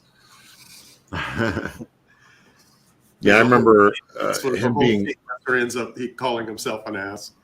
Him being a Batman, and I'm like, you mean Mr. Mom? You mean you mean the guy from Gung Ho? You mean I wasn't thrilled when they cast him as Batman. Beetlejuice, yeah. Beetlejuice, you mean? Yeah, but I thought he did a good job. To me, he's like my Batman, really. That's still like one of my favorite flicks. I love that. Such a great 80s comedy. You know? Yeah, it's very funny. Yep. Which one? Mr. Mom. Oh yeah. It's been ages since I've seen it, but I'm sure it still holds up. Still fun. Well, he's funny in it, and then of course Night Shift. Holy crap! That was kind of his coming out party movie. I don't remember that one. He's gay? No. That's with Henry Winkler, and it was Ron Howard, one of Ron Howard's first films. Oh yeah. Okay. And they like work in the morgue, and then they start operating a prostitution ring out of the morgue. Oh my god! Yeah, out of the morgue. That's right. And Shelley Long was in it, and that's so funny. It was hilarious. He was hilarious in it. Oh my gosh, he was so funny in that. Yeah, what do you think of him being Batman again in this Flash movie? Do you think? I mean, not for him. He's getting a paycheck. Good for him. Getting to be Batman again. That's all fun. But what do you think about them bringing him back? Well, I think for a multiverse thing, it's kind of funny, actually. Yeah, you into the multiverse or whatever? Well, no, but I just. Oh no. I think if you're going to do that, though, that it makes sense to have him in there. You know, it's kind of like a nice little nod to the. Is that out yet? Has everybody seen it? Is it out yet? Next month. Okay. I'm curious. I want to see it. Everybody's talking about the trailer. I'm like, it looks like a lot of money on the screen. Huh? Entertain me. We'll see. We'll talk. Are you not entertained? Yeah. Yeah, I don't. I'm not. I don't know. The guy that plays the Flash, I cannot stand, and I couldn't stand him before he became a public spectacle weirdo. But yeah, I'm not going to go to the theater to see it and give them my money. I don't know. I'll borrow somebody's HBO password or make somebody else pay for it. Take me to this movie. Yeah. I'm not paying for it though. Well, there's so many people that are doing it anyway. I'm like, hey, share the love. Aaron, just start a raffle with the chat. Take Aaron to the new movie. I don't know, man. I've lost interest in a lot of that stuff. I'm going to go see Guardians because kind of end the trilogy and. That's another one. I'll watch it like you say to end the trilogy, but I don't think I'm going to go out of my way to like go see it. It'll be one of those things where it's on like USA Today up all night or whatever. USA Today. Yeah, USA up all night kind of thing where I'm like sick and I'm like laying on the couch and I can't sleep. It's either that or Storage Wars. Yeah, exactly. And boy, I'm thinking hard about Storage Wars, but I haven't seen that other one, so might as well. Well, I like the first Guardians a lot. I thought the second one was bloated, but it had Kirk Douglas in it. Kirk Douglas. Kurt Russell. Sometimes. Oh yeah, the second one. Douglas. I hear it's a good send off. It's like it is like a kind of an end, even though it's already ended. This is James Gunn at least kind of putting his wrap on things, which feels really late now at this point. But whatever. If good's good. If it's good, great. Well, that's the thing, right? If it's I don't care. It is way late, but but if it's good, then I just don't think Marvel has any direction now, film wise. Well, they don't in comic publishing either, but they. They do have a direction. Yeah. When they were doing, the this first wave of stuff, it's like you knew they were building up to something, and that of course was the Thanos storyline. But I don't get a sense that they have any direction what they're trying to do in the second wave. No, except just to piss everyone off. I think. Right. How woke can we be and piss everybody off? And I think they're succeeding. So maybe they are doing exactly what they wanted to do. It depends on your definition of succeeding. If they're changing everything to suit their whatever the hell there is doing. Yeah, they're succeeding in that, but nobody cares. Nobody's watching it. Yep. We're watching this right now. That's right. Because we're next level. Well, I mean, this is all I watch. Somebody was talking about TV the other day, and I'm like, I don't watch TV. I don't even watch TV on Netflix. In fact, I'm about to get rid of my Netflix because I don't watch it hardly at all. I'm watching YouTube all the time. That's it. Or I'm going outside and sitting in the looking for 4-leaf clovers, or whatever. Blue diamonds, purple horseshoes. I'm watching water droplets off my roof form ripples in the puddle, just whatever. Anything is more interesting than everything coming out right now. Yeah, I got rid of my cable a long time ago. I have the old-fashioned antenna attached to my TV. That's still serious. I could still watch, golf on the weekends, and that's about it. What was that movie that Weird Al did? It was UPC, or no, not UPC, but UHF. UHF. Yeah, it's great.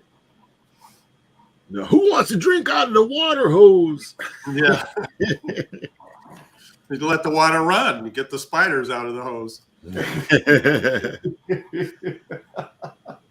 Oh man, it's what we used to do, man. We were kids, man. It was like drink out of the water hose, let it run.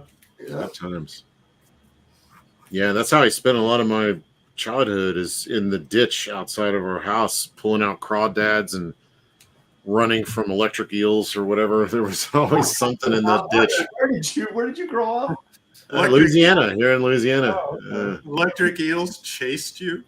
Well, they would just show up in the ditch. Like after a hard rain, there'd be like eels in there. And you could tell they were electric because when you poke them, you couldn't see like electric bolts or anything, but you can see everything around it kind of ripple or something. It was a weird look. Shoot, all I had in my gutter outside were old Band-Aids, and you had, you had electric eels. That's horrible. Son of Liberty Radio for $2. Thank you so much. Kelsey, what is the size of that creeper art? I'll tell you right here. The frame. It's on the way. I'm about to send you the what you call it, but it's from this paper, so 11 by 14. Yeah, it's on nice Canson paper, Bristol smooth. What's with you getting nice paper? They don't have a dollar store. Well, I don't use it. I got stacks and stacks of this crap. I'm busy using my cheap stuff. No. I got that to draw my book, but then I got really jealous of David. He was showing off all his pages, and they were huge. I'm like, I want to draw big, and then I start drawing big, and I'm like, I can't draw big. I'm still training myself.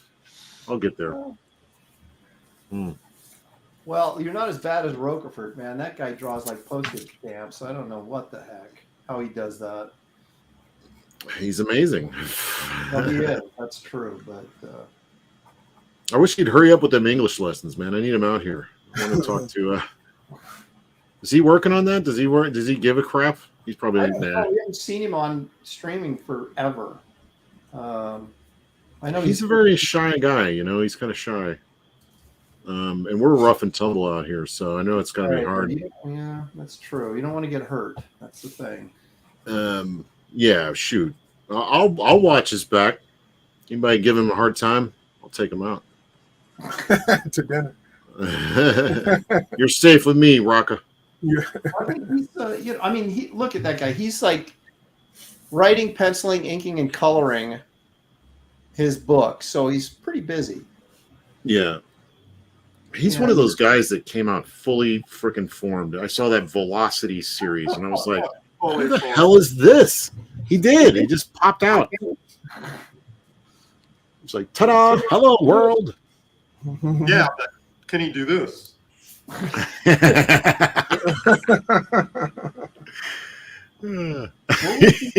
the series he did for DC? When I was doing Damage, he was working on that.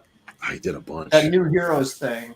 That's the first time I saw his stuff. It was like a Red Hood something. Was it Red Hood? No. It was. I don't remember. Somebody in the chat, you guys know. I thought he If did. you don't like, remember, then it's Red Hood. Yeah, I thought it was Red Hood. No.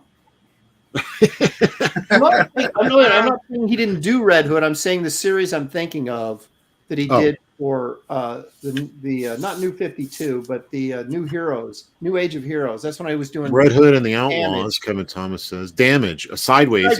That's it. He did a bunch, man. Wow, Teen Titans. Boy, he did a bunch. Wow. He worked on Teen Titans.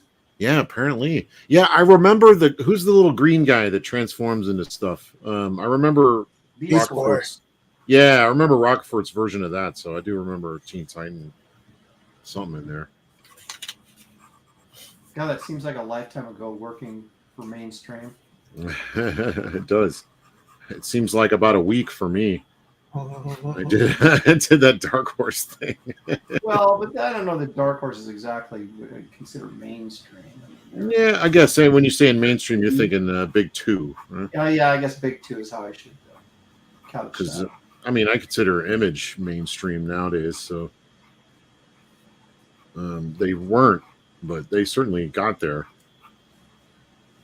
I don't know, man. Some of the books they're producing, I don't even recognize as. Well, now we're loosening our mainstream meaning good. Then there is no mainstream. No, I mean, let's define this. conventional comics, not like I don't even. I guess that's not even fair to say because just because something's superhero doesn't necessarily mean it's conventional, or just because it's conventional doesn't mean it's superhero. But yeah. I don't know. They had a lot of weird titles coming out of there that I was kind of wondering who's the audience for this. I guess is, they do still have some stuff that would appeal to a broader. Are you talking about Dark Horse? I'm talking about Image. Oh yeah. They had that period of time. I don't know what they're doing now because I don't pay attention. But... Oh yeah, I don't know. Well, there was like the Valentino run, and that was kind of struggling, but he did have like Ninja Turtles and like they brought Ninja Turtles was guest appearing in like a bunch of stuff. Everything written by Eric Larson. And then I don't know, they had some odds and ends. That's when Kirkman started around that time period as well. And then it went to I guess Stevenson after that. And but I'm pretty sure that like they were struggling because it was just the Image guys and Image kind of stuff. But Valentino really he really opened the doors to real indie stuff, and that really started the ball rolling. And then they just kind of kept going in that direction. So I give Valentino a lot of credit for kind of like reforming the Image brand from Image that we knew from the 90s to more creator-owned, just anything and everything. And then eventually it got better and better. For a minute when I was working on Image books. Steve Root and I have Valentino to thank for Nexus going to Dark Horse. Oh, really? Yes. Nice.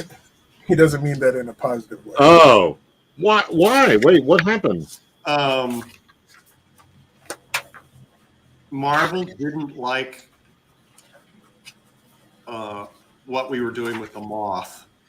It's a long story, and Valentino completely folded, and Mike Richardson said, "Bring it here." Well, I'd say he did you guys a favor because Dark Horse is really taking care of you guys for a long, long time. Still are. Mike hung in there with us. Wait a minute. So you saying Marvel had like a copyright issue with the Moth or something? Or? No. They thought the Moth symbol was too close to the Punisher. Oh. And it's like you could copyright a skull image. Okay. So They dumb. copyright They're not even all using it skulls. anymore. Valentino grabbed his ankles, and you know the rest. Damn.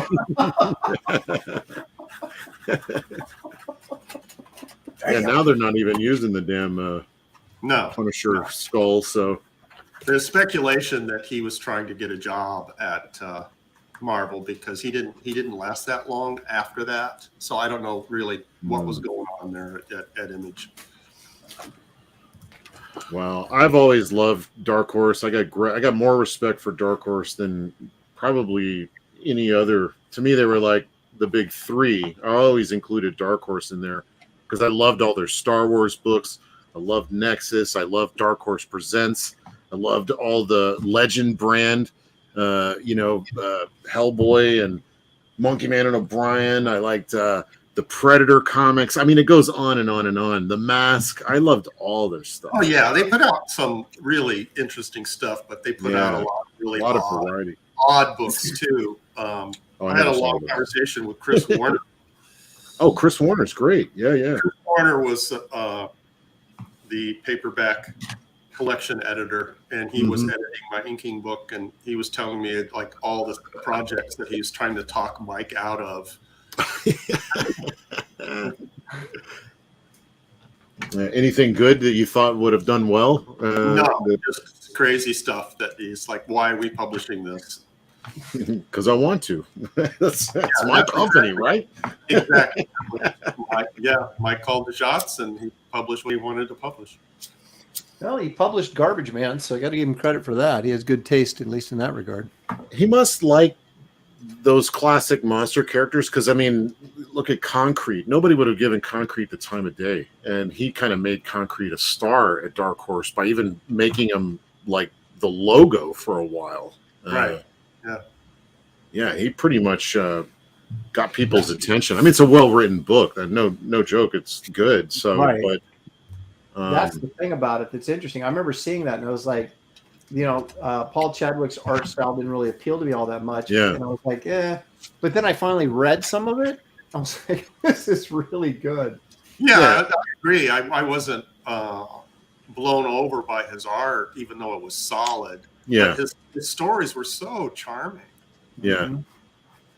Yeah, well, he would always I really appreciate when they come up with really odd looks at things, like how would a guy made of entirely concrete swim, across the ocean or whatever, or he just like put this character into situations where you're just, how would that work? And then he'd come up with really clever ways out of these situations. So my favorite story I read was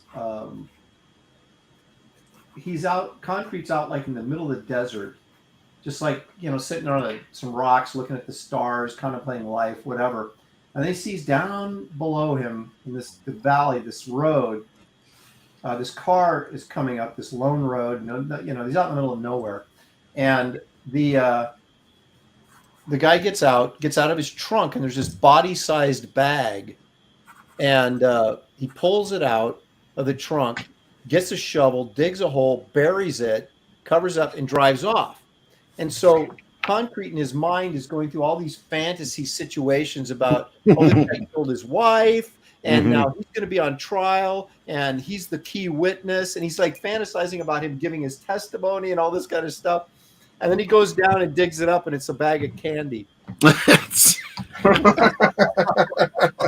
See, that's clever. I know, it was great. Not expecting that. You see Whole stuff story on him imagining what it could be in the bag. Right.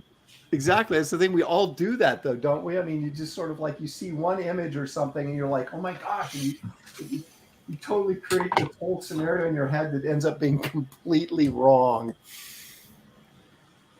Good stuff. But Dark Horse started off with kind of for coming out of nowhere, they had Boris the Bear, which was a hit, and Chris's Black Cross, and then Concrete, I think, and then they had Dark Horse Presents. Yeah, Black Cross actually started in Dark Horse Presents, if I remember right. Oh, that's right. Yeah, that's right. They had Barbed Wire. Let's not forget about that one. That Well, was yeah, later. that That was was a later. little bit later. What I else? remember all that excitement around the black and white boom, man, back then. Oh yeah, dude, I was into all the anthologies as well. Negative Burn from Caliber was a big favorite of mine. That even had Brian Boland like cartoon strips in it. Really fun. That's where Andrew Robinson came out. It's like, who is this guy? Yeah, I was following all kinds of stuff. Michael Lark started there. The Tick was awesome. I loved that book. 40% Zed is asking about the Goon. Yeah, that was Dark Horse. Yeah, Dark Horse. Yeah, the Tick. That was what the hell company was that? It was like New England Comics New or England something. Comics, yeah. Yeah, Comics. that was like wasn't that like a guy that owned like a air conditioner repair shop and then made comics or something? Or no, who was that? That was Aerosol. Comic shop. Wasn't it a comic shop? Okay, maybe. I'm thinking of Aerosol, I think, was the air conditioner. Aerosol. It was. I'll have to ask I did not know that. yeah, I need to ask Keown about that. Because I'd forgotten about that. Dale did some of that stuff, didn't he? He did a lot of it. A lot more than people think. Something, yeah. Weird horror books and stuff. Yeah, he did Samaree and Dragon Force and wasn't there a Goblin book in there too? Some sort of weird. Yeah, I think so. And he was painting back then. He'll never answer my question, but I was like, why don't you paint, man? You're like doing all this like pencil stuff. He's basically painting with his pencil. He is. I'm like, why don't you paint, dude? I bet you'd be brilliant. I used to do it back in the day, but you know, it's hard work. Yeah. I mean, it can't be much harder than all that penciling. That's so intensive what he does. Well, there's so much more control when you're used to, Yeah. That's why I like inking with these markers now, is because to me it's like drawing with a pencil. I spent my whole life inking with a brush, but it's like it's so much easier because I spend much more time penciling, and so I'm more comfortable doing something or working with tools that mimic that. Aaron learned how to ink with the brush before he figured out what to do with the spoon. I spent my whole life inking with the brush. It's like, man, I'm jealous. Well, here's the funny thing, though. As Gary mocks me, I'm going to say something nice about Gary, even though I shouldn't now. But I was inking with a brush forever because I bought How to Draw Comics the Marvel Way, right? And that's what they were using. And is that what got you to use that tool? Was that book? Yeah, because I figured that's what everybody was using, right? So I thought, well, okay, I got to do what everybody else is doing. But I never knew how to use it right. And so my inking was always sucked, and I'd been using it for years, and still it sucked. I didn't really realize that. But then when I met Gary and he like explained different inking techniques and why you do this and why you do that, and different ways to get a line and all this kind of stuff. And then I actually became a pretty decent inker after Gary educated me on the folly of my ways. Well, it makes Gary, why are you shaking your head? Oh. It makes a difference when you see somebody doing it, as opposed to just trying to learn, yourself. For me, it was Al Gordon that I tried inking with a brush and just couldn't. It looked like I was using the wrong end. I mean, that's how bad. Yeah, I know. Me too. And then I saw Al Gordon inking at a Comic-Con. He was sitting at a table inking something while he was talking, and just how he rotated the paper and how he moved his hand across and how he controlled the ink flow and all that. I just stood there and watched him for an hour, and I learned until they asked you to leave. I learned so much just watching him do it, and that's when the light went on for me. I had nobody. I had similar experience to Aaron in that I bought the How to Draw Comics the Marvel Way book. I saw that you're supposed to ink with brushes and quills and stuff, and there was nowhere around. I was in staying with my dad in Oregon at the time, and had no idea where to get a quill, even if I wanted one. But there were brushes at the store, and I bought one that had like a really long brush. They didn't have the one I saw in the book, so I got that one and just started using it until I got really good at it. And it turns out when I got a real job, and they were like, no, it's crazy to be using that thing. And so I switched over to this, and it was weird because like the long brush, you can pull long lines. Like if I did this sword, I could just pull this long. I mean, I could do it now with this, but back then it was like a training with a heavier sword and then moving to a lighter sword almost. Yeah, exactly.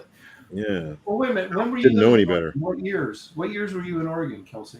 Gosh. I have no idea. Let's see. Give me a decade at least. Can you do that? Trying to think. I think it was in the 90s. We still would have had grunge was still on the radio. Well, it's amazing to me. Where were you living at? What area of Portland or Oregon? Well, it was outside of Portland, up in the hills. There's like a couple little towns as you go towards the hills, like as you're going towards Washington. And I can't remember I don't know. What are the towns out there? It's all these little towns. They're way bigger now. Canby, Pendleton, probably not that far out, but like you're like on the gorge, you mean? Let me look it up on it. You're gonna get me to stop drawing. Here, I'll look it up.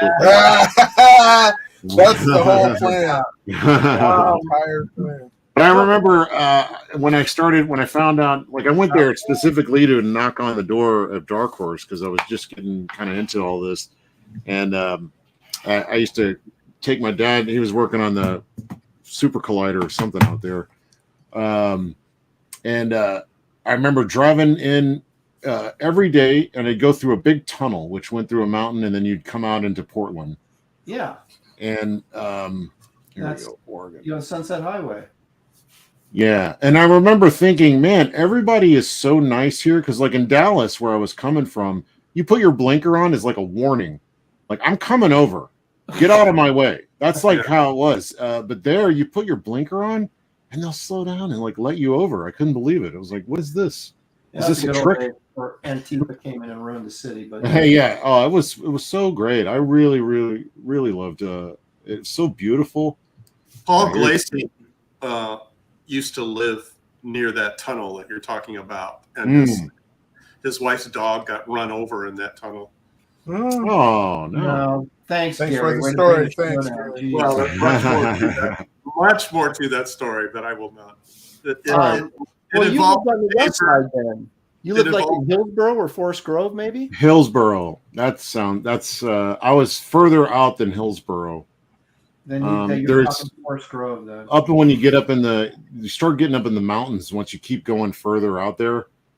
And I actually worked in a little sandwich shop where all the loggers would come and like buy sandwiches. Oh my gosh, you were way out there. Yeah, it was so up there that like we'd go eat at this. There was this little log cabin that had it was like a diner. And my dad and I were sitting there drinking coffee and eating biscuits and gravy, and a cloud would roll down the street, like an actual cloud. So we were up there.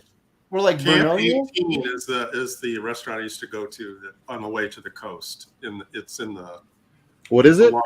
Logging country. The one that I went to was called Camp 18. Oh, I've been to that one. Oh, that's fantastic. Yeah. I had clam chowder there for the first time ever. It was freaking good, man.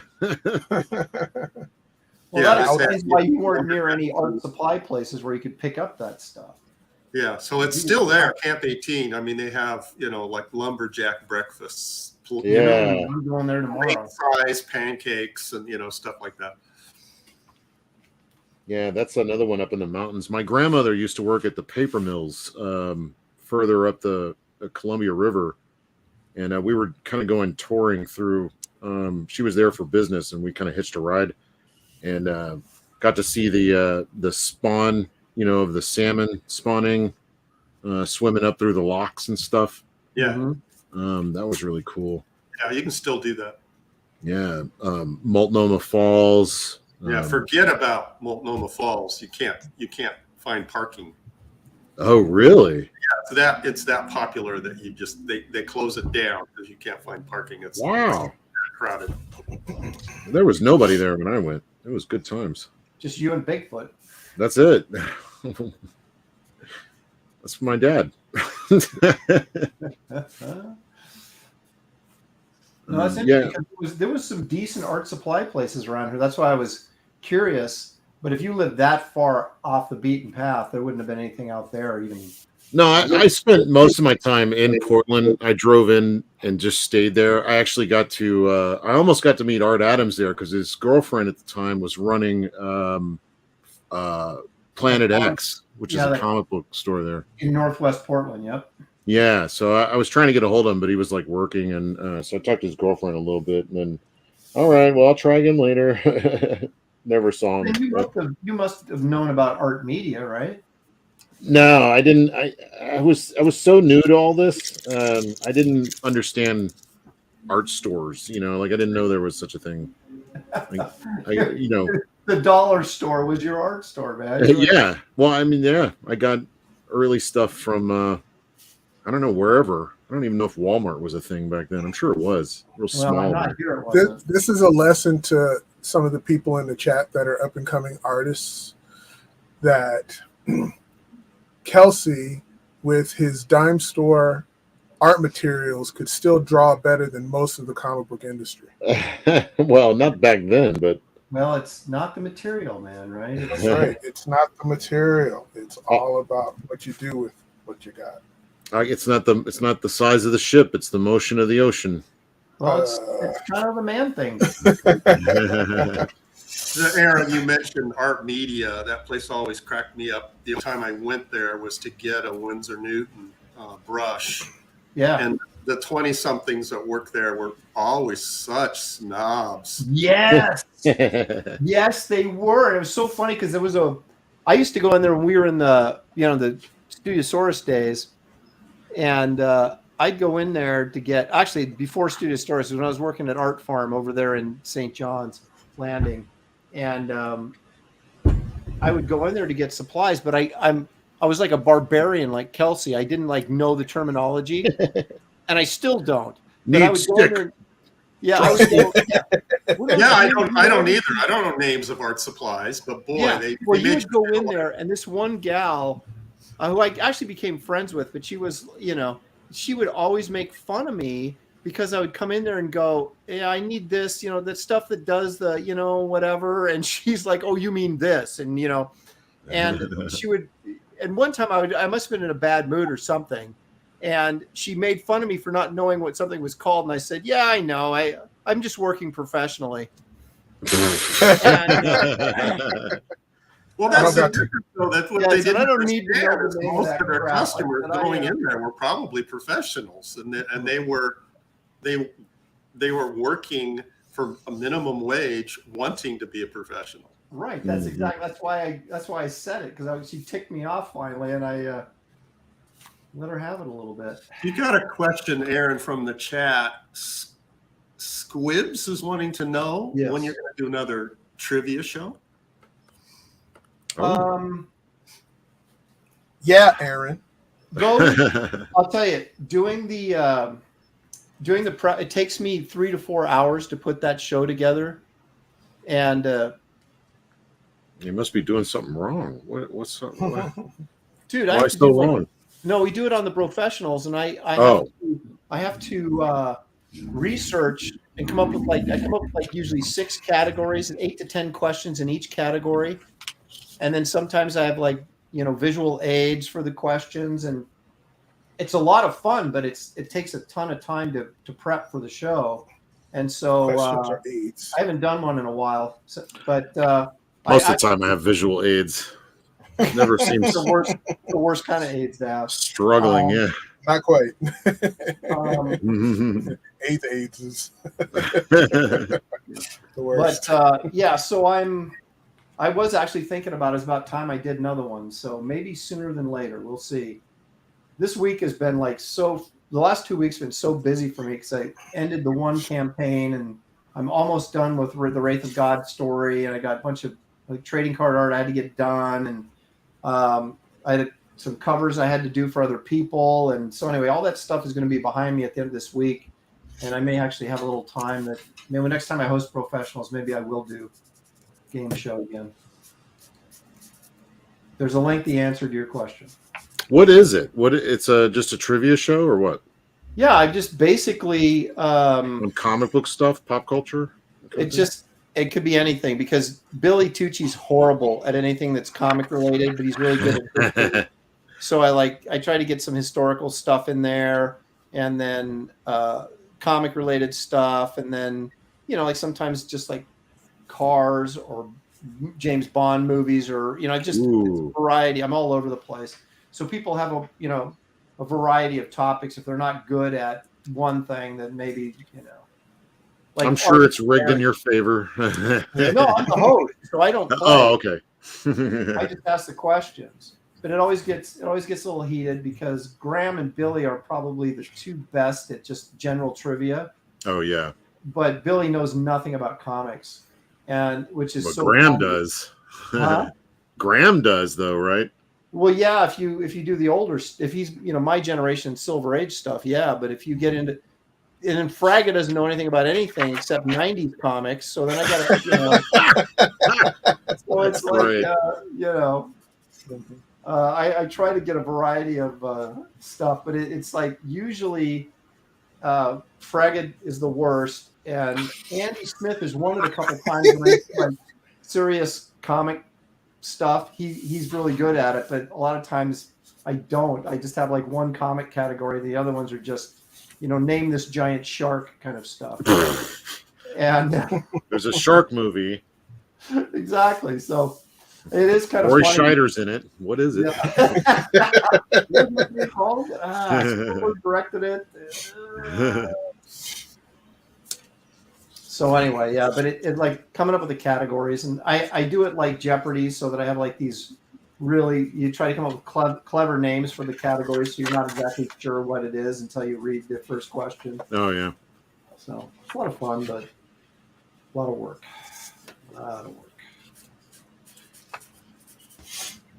And then everybody's pissed at me because they don't know. Well, that's an easy question for Billy. Why don't you give me something that easy? Like, dude, I'm not picking the questions. You guys are picking them. So, bunch of babies,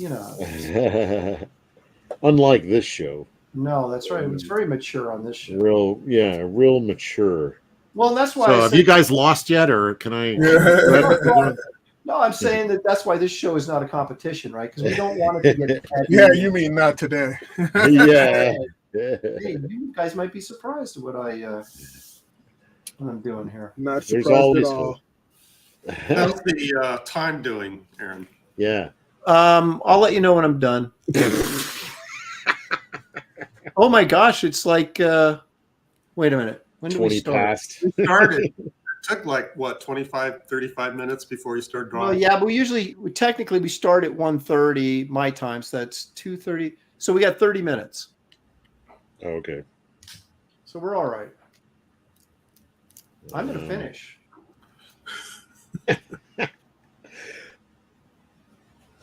People like me.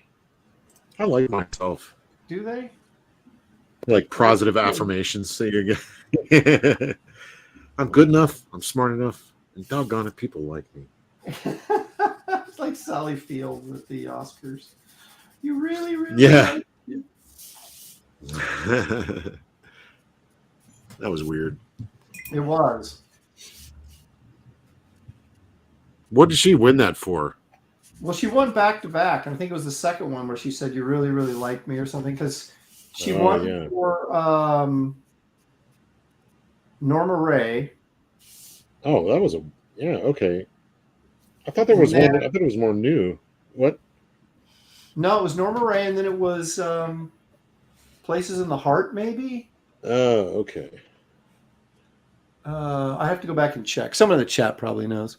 How are the people in the chat doing? It says Kelsey is the Stuart Smalley of Comicsgate. Says Joseph. Now they're making fun of me for saying "gosh darn it" and "darn yet," Or did you say that, Kelsey? I say that all the time, but you might have said Yeah, I say that too. I like saying old sayings like "consarn it," "gosh dang it," "shucks," "shoot." The Art and Times of Jay Ryan says, I thought Gary was frozen, but then he blinked. Oh, that's good. That's good stuff. Tarnation. Any good conversation? Any good conversations in the chat, Gary? Not really. Oh, dang. Dang. Look at that, man. Gary is just like, Well, yeah, Aaron has given me autonomy to read what I think is interesting. So you guys need to step it up. Oh, now it's back on the chat. I see. Oh, just flipped it on your ass. They're probably giving me a lot of compliments, and he's just trying to spare Aaron's feelings. That's, I know. Oh, it is. Yeah, you guys should know this by now. Anything derogatory meant to Aaron, I'll read. Yeah, that's good times. Good times. You're like, good times, son of a bitch.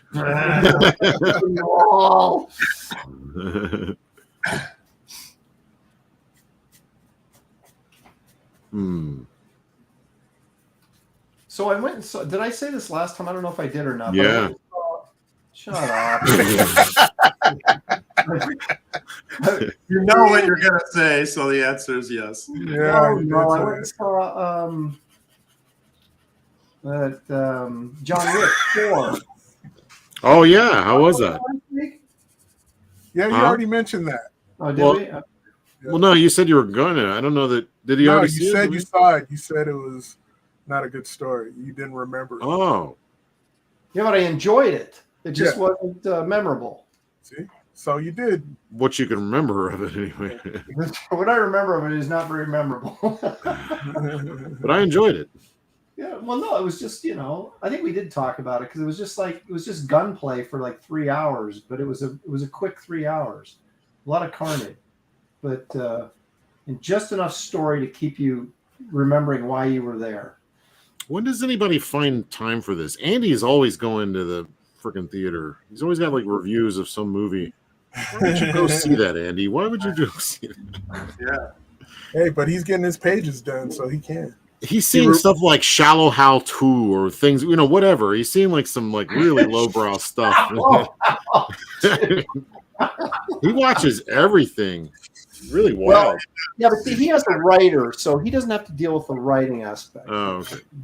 He's just doing his regular comic work. I think he goes with his writer. What's his name? I'm bad with names. His buddy, it's always on a show with him. See, I don't know his name either. Now you made me. Oh my gosh! See, maybe I'm getting it from you. I used to be really good, but I can't remember anybody's name. I never remember anything. That's Isn't his name Amos? No, Dennis. I didn't even need to look at the chat. You got to be old enough to get that joke. Poor Dennis. Sorry, Dennis. Dennis, yeah, Dennis. Dennis Turner. Isn't it Dennis Turner? No, it's Dennis. The best movie review line I ever heard was from remember Hardware Wars?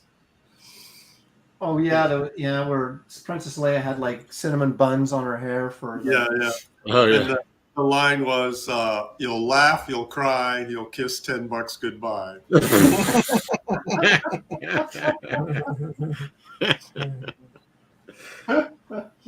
Appropriate. Oh man, we used to have a theater here called the Westgate Theater, and they had the West Coast premiere of Empire Strikes Back at this theater, and which is really bizarre for Beaverton, Oregon, right? But it was a really great theater. They had 3 screens, and they were all just like huge. Like I saw Superman there for the first time, and Star Trek 2 in there on these just mammoth screens. And of course, they tore it down, and it's now condos. But we used to walk every summer. Every day of the summer when Star Wars came out, which was what, 77? Yeah. If we didn't have anything to do, we'd walk. You know, it was about 2 miles maybe from our house, and we'd walk to the Westgate Theater and watch Star Wars for $1.50 in the matinee. Right? Oh man. We had nothing else to do. So I saw that movie like 100 times that summer. Nothing else to do. Well, let's go see that trash Star Wars or whatever. Yeah. That was an event. I mean, people take that for granted now. When Star Wars came out, Oh yeah. people lined up for hours to see that. I fell asleep the first time. What? Did you really? Yeah, because we waited in line for hours and it was hot. And by the time I get in, I'm a kid. So I'm watching it and I was like, all right. And we were so crazy, we saw it 2 times in one day. So I did see the full movie, but the first time I fell asleep. You had to watch it twice to get the whole movie. Yeah. I fell asleep because I was 2 years old. Oh man, I don't need to hear that. Well, Yeah, I saw the second one though. I remember seeing that one in the theater. Empire. It's like The Godfather was that way. You know, it was an event. People were lined up to see that. Jaws was the same way, and then Star Wars were like the 3 that I remember that were like lines around the block to go see in the 70s. Superman was like that. Yeah. Yeah, that's true. I can't remember. I remember seeing either Jedi or Empire, and we were waiting in line. My mom took me. She was in college at the time, and there was a theater on campus, and I do remember waiting in line,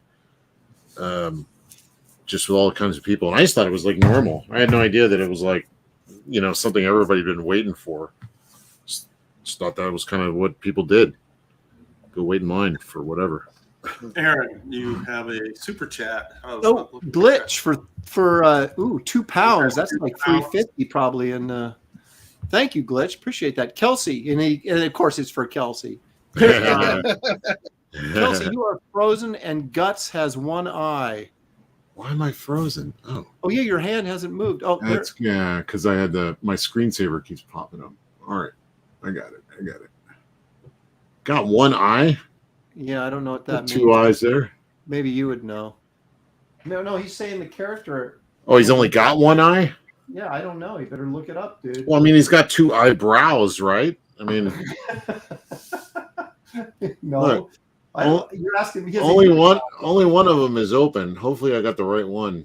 I have no idea what you're Neither of them are open, actually. He's charging in with blind rage.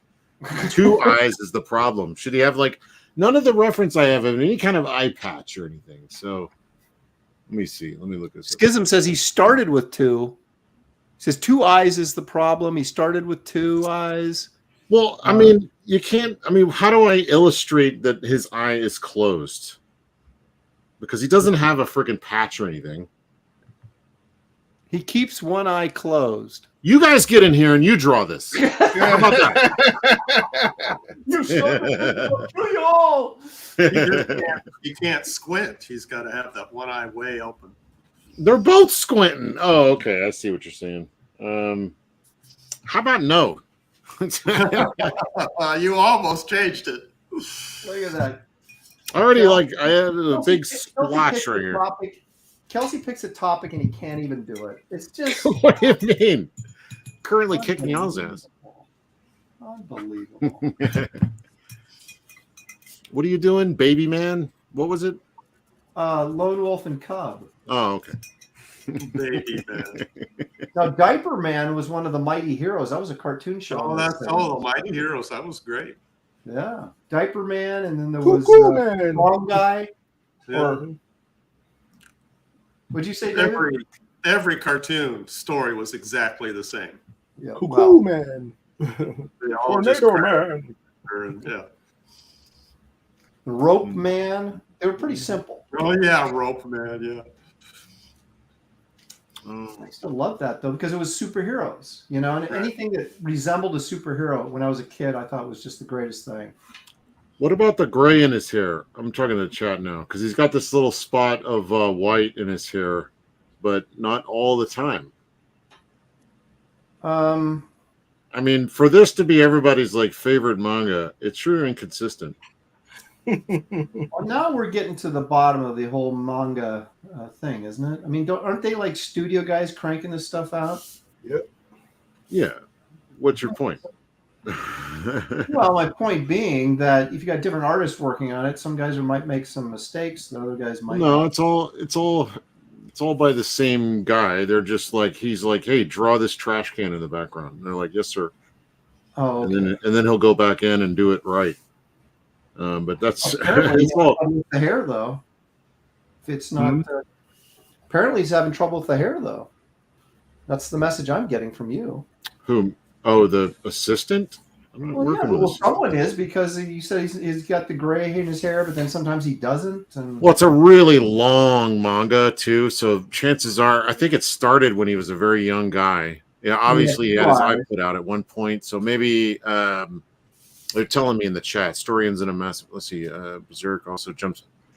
Jumps back and forth in time. There's a lot of different stuff going on.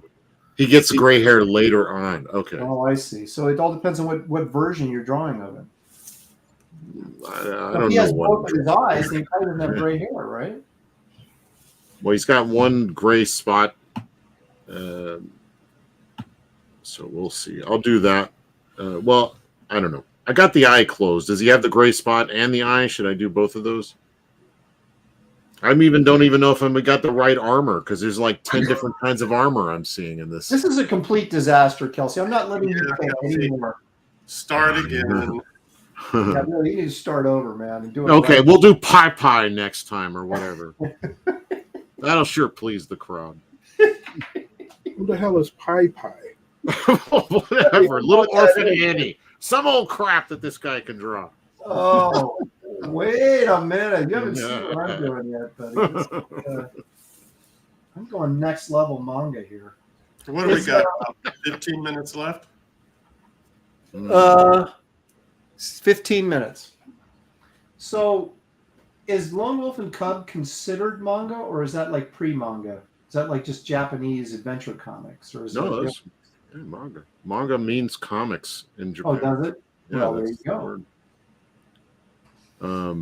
It was let me see if I don't think I have any copies of that book, but I do have one that guy did called The Samurai Executioner. I like that. Yeah, it's badass. And same artist. I can't remember the artist, but he's got a real like naturalistic style, like kind of old school. But man, he's so, I don't know, so good. He seems to like deal with the emotional side of things. So like backgrounds will drop out and stuff, and you'll just focus on this like battle between two really strong individuals, and the timing of it all, and the intensity that he builds up for all these things, and then it's just so good. I think it has a writer though. I think I'm just talking about the artist. But I don't. I'm changing the subject. I don't know what this refers to. George Alvarez is saying, but I think it's hilarious. Little Debbie versus Aunt Jemima. Aaron would do great on that. Yeah. Little Debbie versus Aunt Jemima, is that what he said? Yeah. I can imagine that. Oh my goodness. I would eat at their house for Thanksgiving.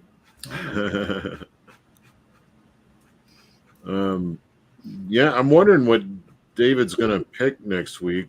That's so funny. I was just about to say that. Yeah, now that we're talking about it, I'm kind of curious. What is he good at that we're not? That's what we got to think. Batman. That's true. But the audience has to pick it, so he's got to have 3 subjects. Yep. Where is he? Is he here? Oh, yeah, he's still here. He's focusing. He's working on a commission for somebody. Right. He's like, screw this show, man. I got to make some money.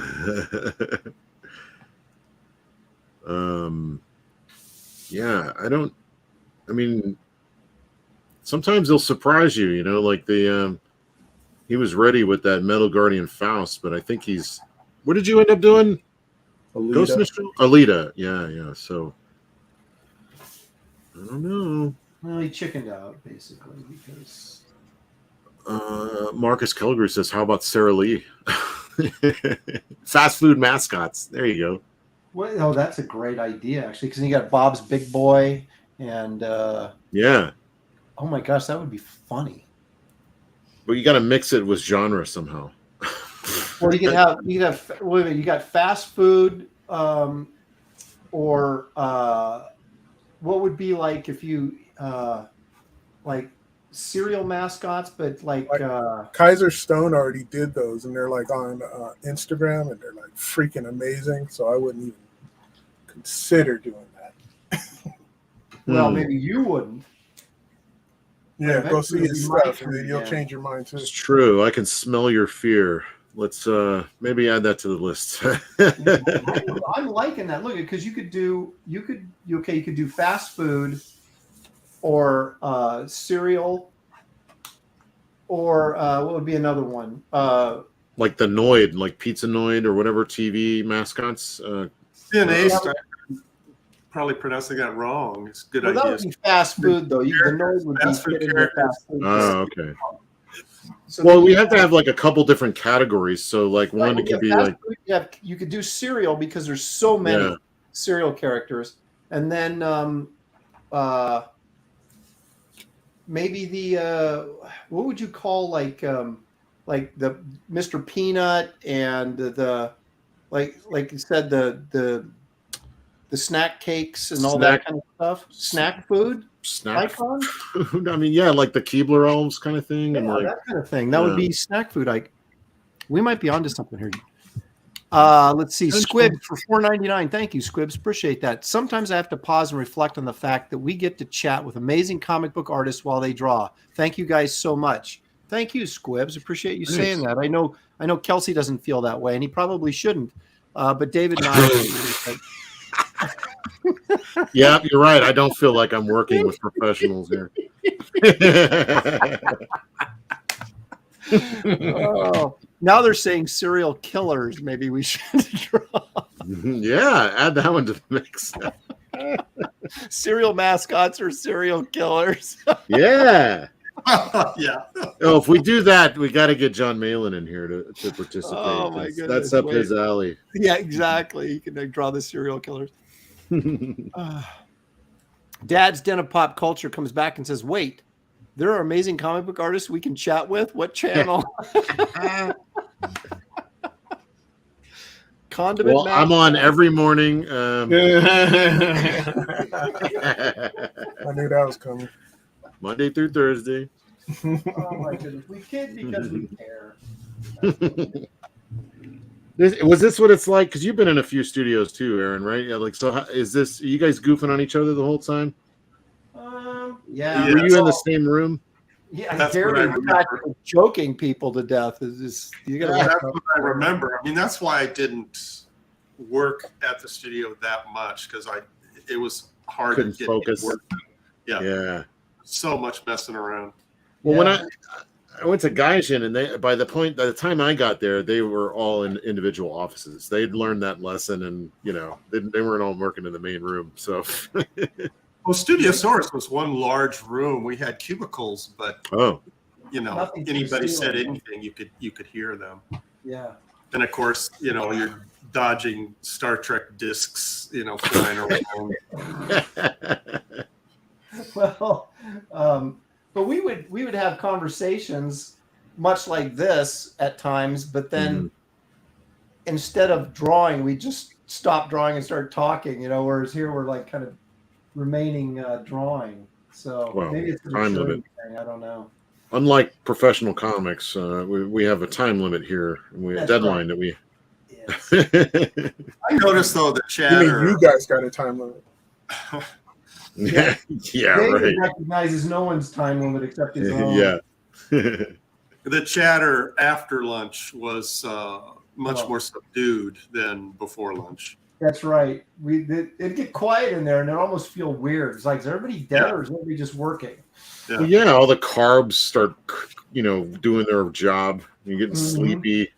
You're like, I got to finish this page before I go to FedEx is going to be here any minute. We're all like, That's generally how it was. I'm like, I would kill for a nap, but FedEx is literally going to be here in an hour, and I got at least 3 hours left on this page. Yeah. Oh man, we shortcutted. I remember Terry one time. Dodson was working on.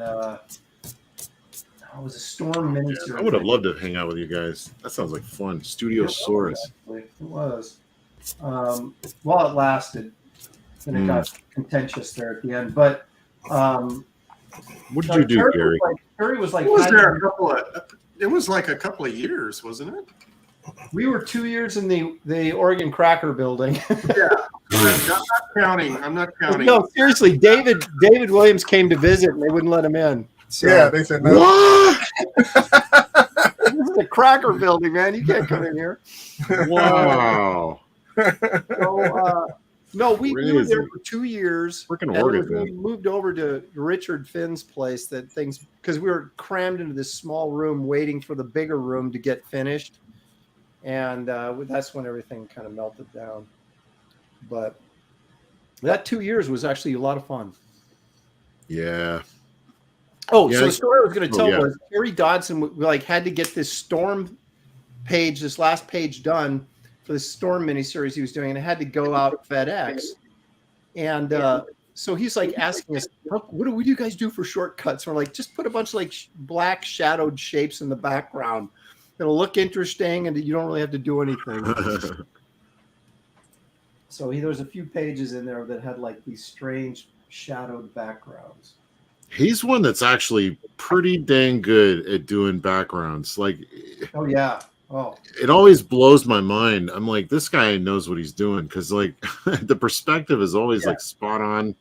His perspective is great. Yeah, he's doing like grids and stuff, right? He goes full bore into that, or does he just have a good sense of it? Who are we talking about? Did that? All Ryan would do like totally grid his page. Yeah. Oh, I can't stand that. And then he would freehand the buildings in because he had the grids already in there, like in Blue Line. But it was like, I would not take 2 hours just to, grid my page before I start drawing. I'm the worst because I start drawing the fun stuff first. I draw the figures, and then I try to work this perspective around the figures, which is the craziest, stupidest thing you can do. No, you get one shape in there, you base everything around that shape. It's fine. So it's like here's a loose building. Now I know what the perspective is. Just kind of conform to that.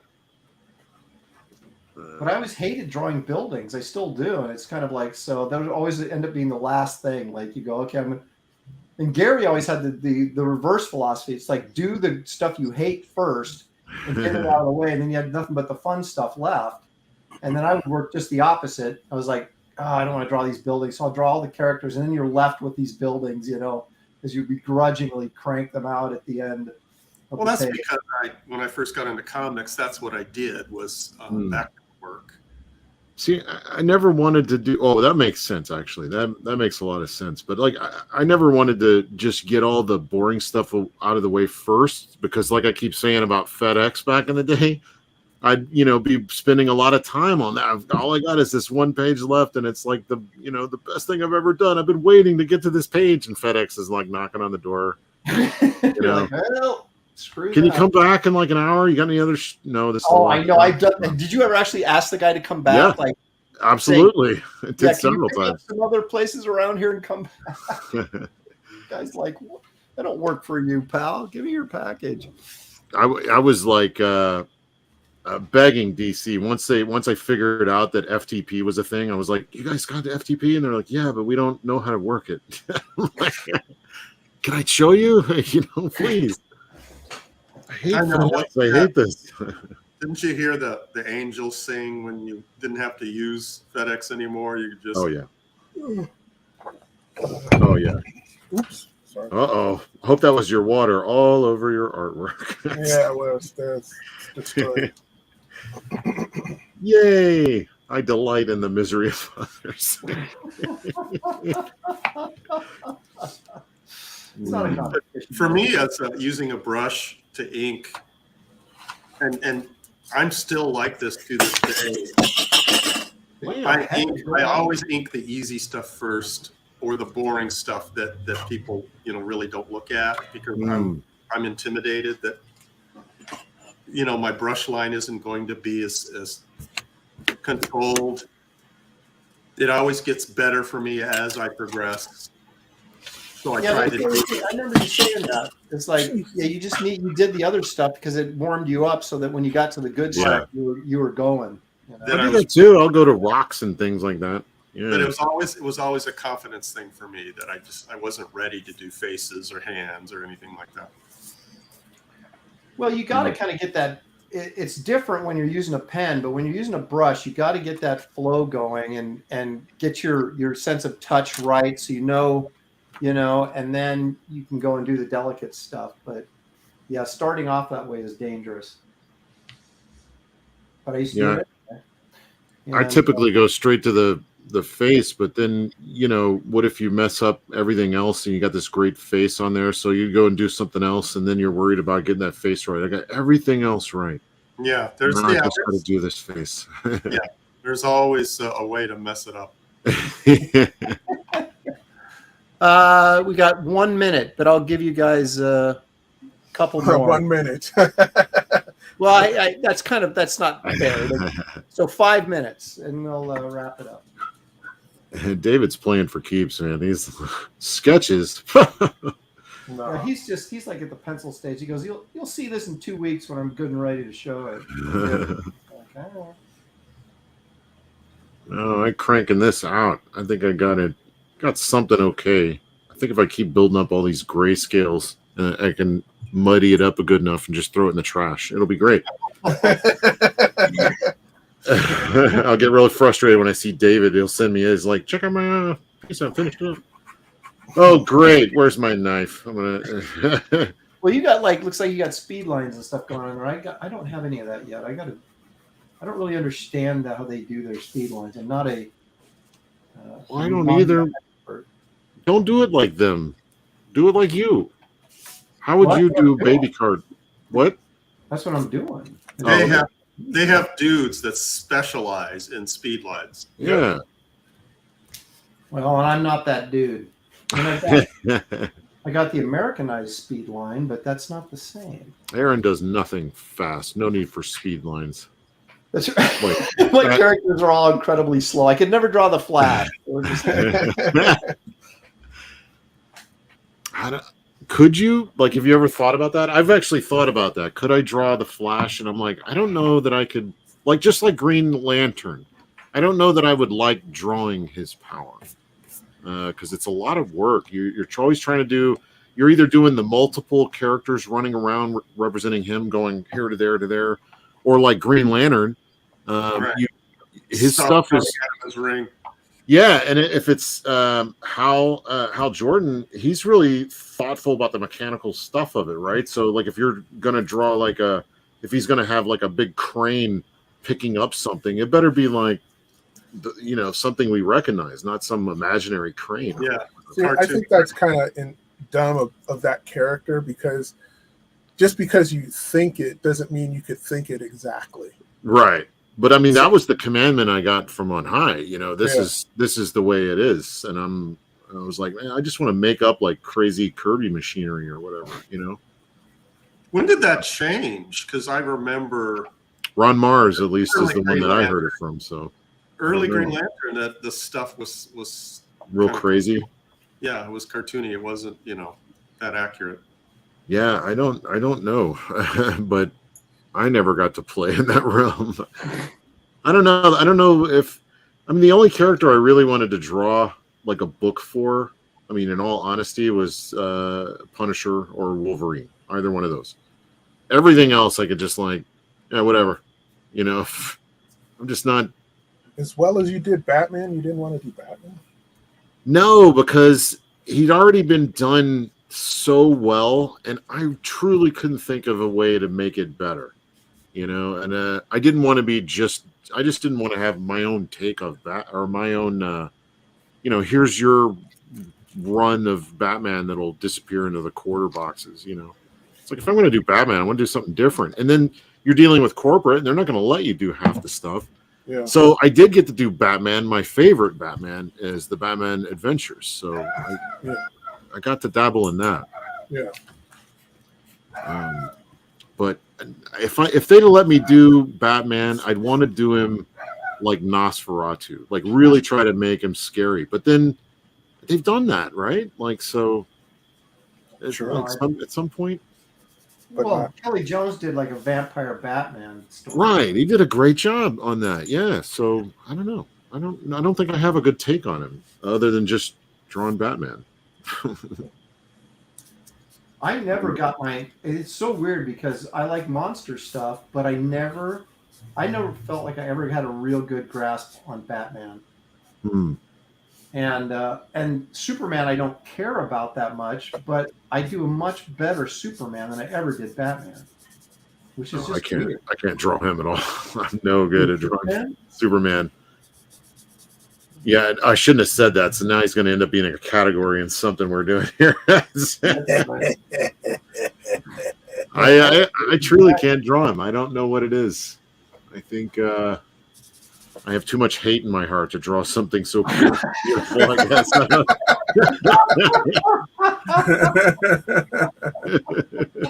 Oh, man, that was cool.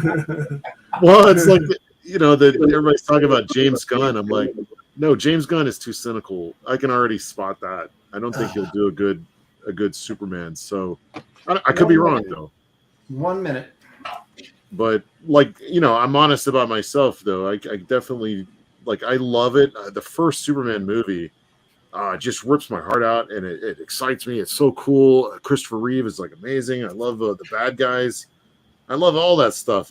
But comic wise, the one Superman that really kind of I really enjoyed, and this is going to sound crazy to you guys have probably been reading Superman forever, but Kingdom Come I thought was really interesting to me, where they brought him when he loses his shit, man, and starts tearing down the UN. It was crazy. I was nervous. It's oh my God, Superman, take it easy, calm down. But I haven't read a lot of Superman, so I don't know. It's I haven't either because he always bored me. But when I actually got to draw him in Justice League, I was I really enjoyed working on it.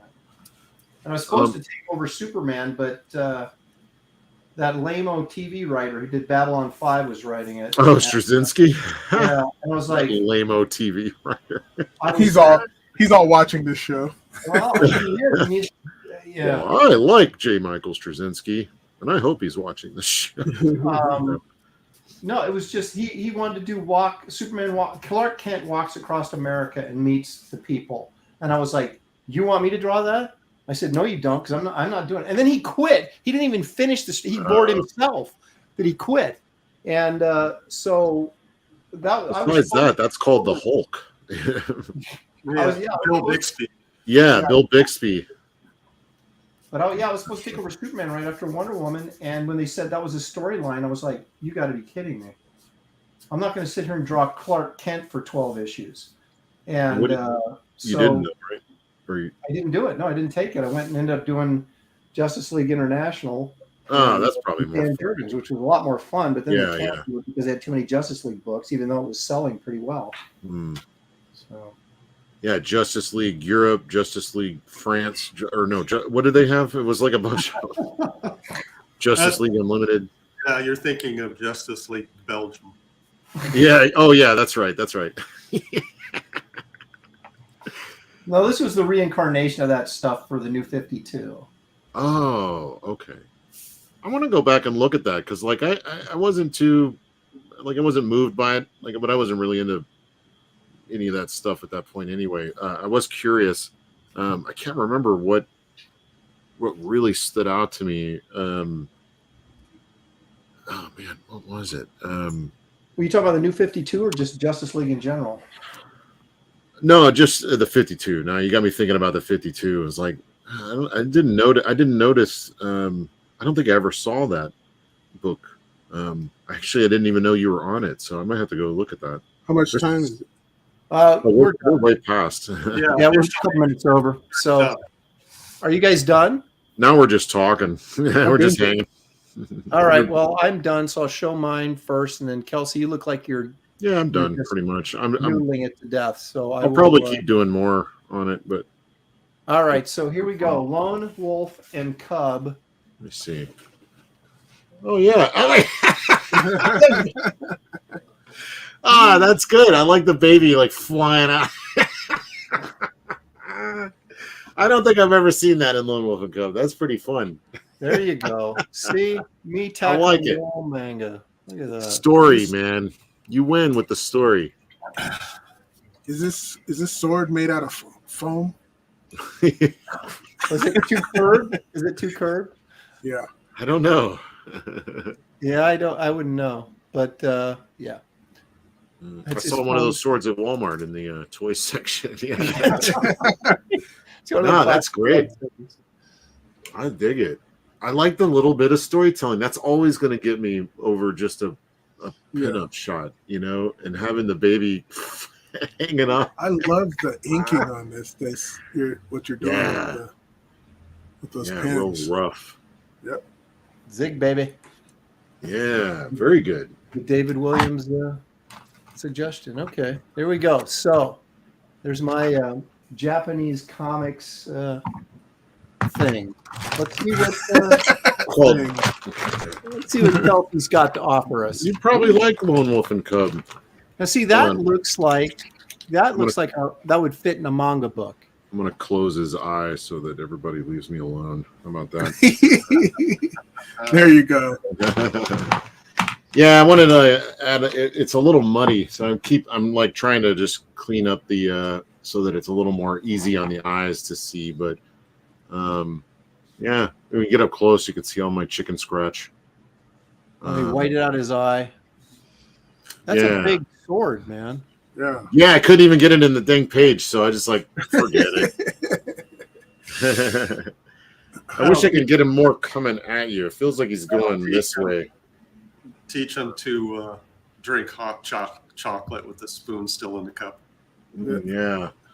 These were hard though. His armor is no joke. Kind of tricky. Wow. Yeah. But yeah, not bad. Dan's Den of Pop Culture says foam swords are safer around toddlers. There you go. So that's my justification. My homie Ellie Munoz says Aaron wins finally. But then Bearwolf, that's right. Bearwolf comes right back and says winner for Kelsey. So hey, we're all winners. Let's see. Slacker23 says, wow, I think that's referring to Kelsey's. Nice. JG Martinez, this is like the ultimate left-handed compliment. Solid job, Kelsey.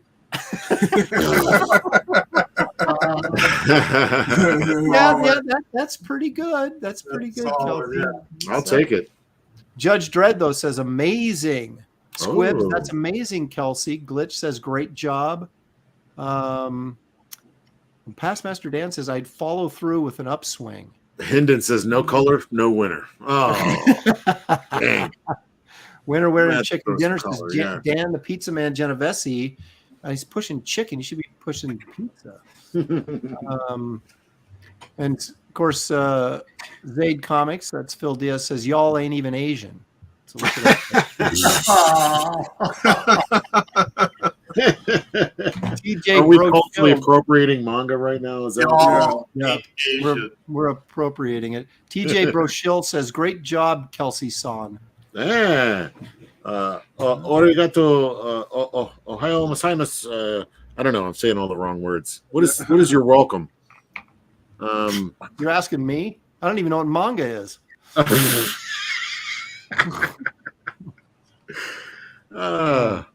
But this is my favorite one right here. Justin Side said, Aaron's work is so effing clean. Kelsey's is great, no question, but Aaron's always damn near perfect. Yeah. Checks in the mail, Justin Side. Appreciate that. Did you just splatter ink on there? Yeah.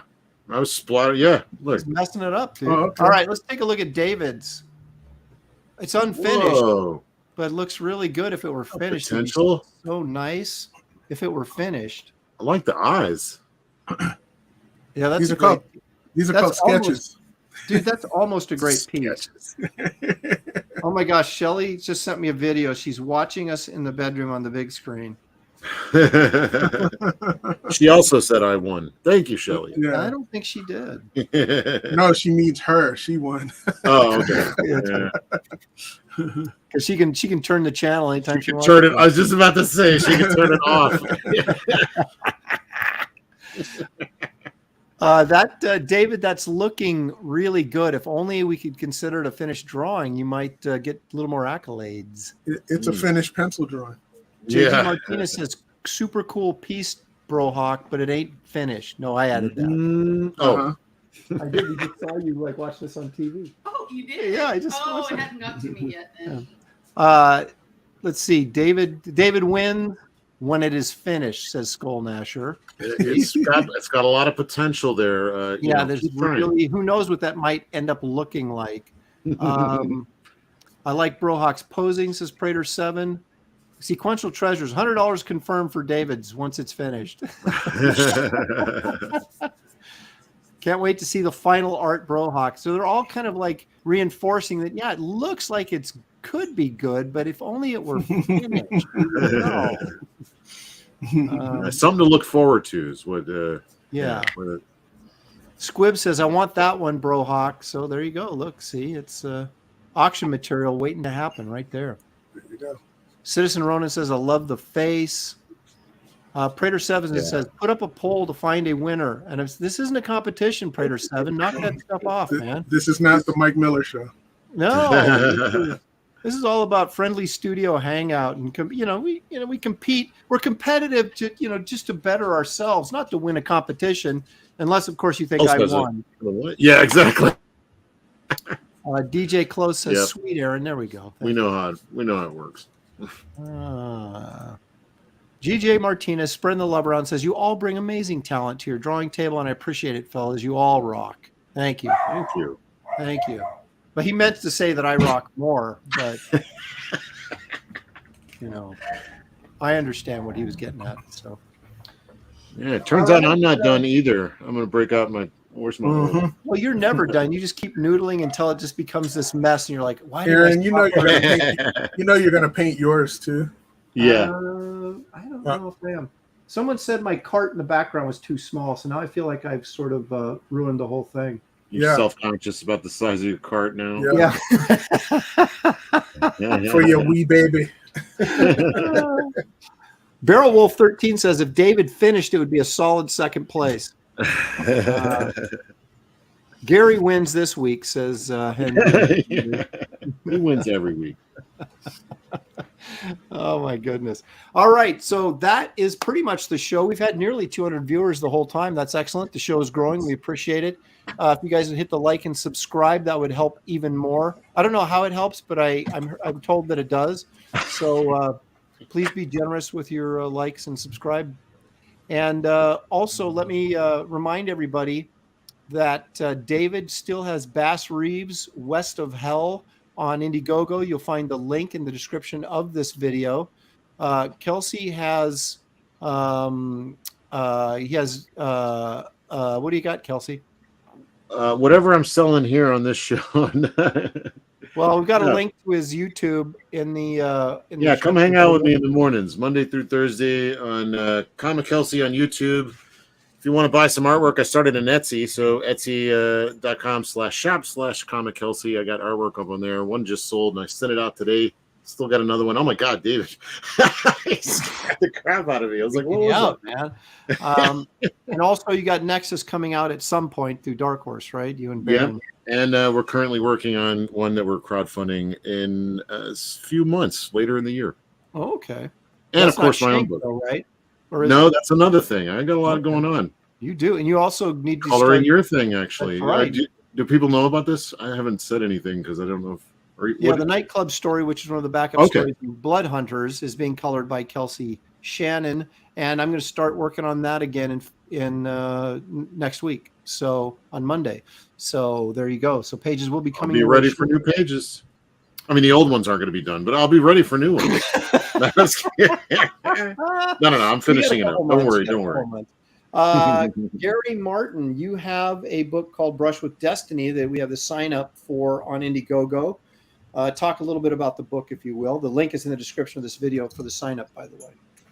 It's just an art book, black and white, of illustrations. Art behind me is examples of that stuff that I've been doing over the last 10 years or so. So it's some of my original illustrations and some of my favorite recreations. There you go. Beautiful book. JG Martinez says, "Oh, what? Kelsey's coloring Blood Hunters? No, he's coloring the nightclub story." David freaked me out, man. Anyway, so I think it's time. Blood Hunters campaign is still open on Indiegogo. You can check that out by following the link in the description of this video as well. So there you have it. Another exciting episode closes of Graybeard's Studio. Next week, David Williams will be picking the choices for you guys, but you guys make the ultimate decision on what we draw, at least category-wise. We appreciate you joining us. Thank you for the super chats. We couldn't do it without you guys here to watch and partake in the revelry. And so anyway, there you go. You guys have a great rest of your week, and we will see you next time right here on Graybeard's Studio. Good evening. Bye.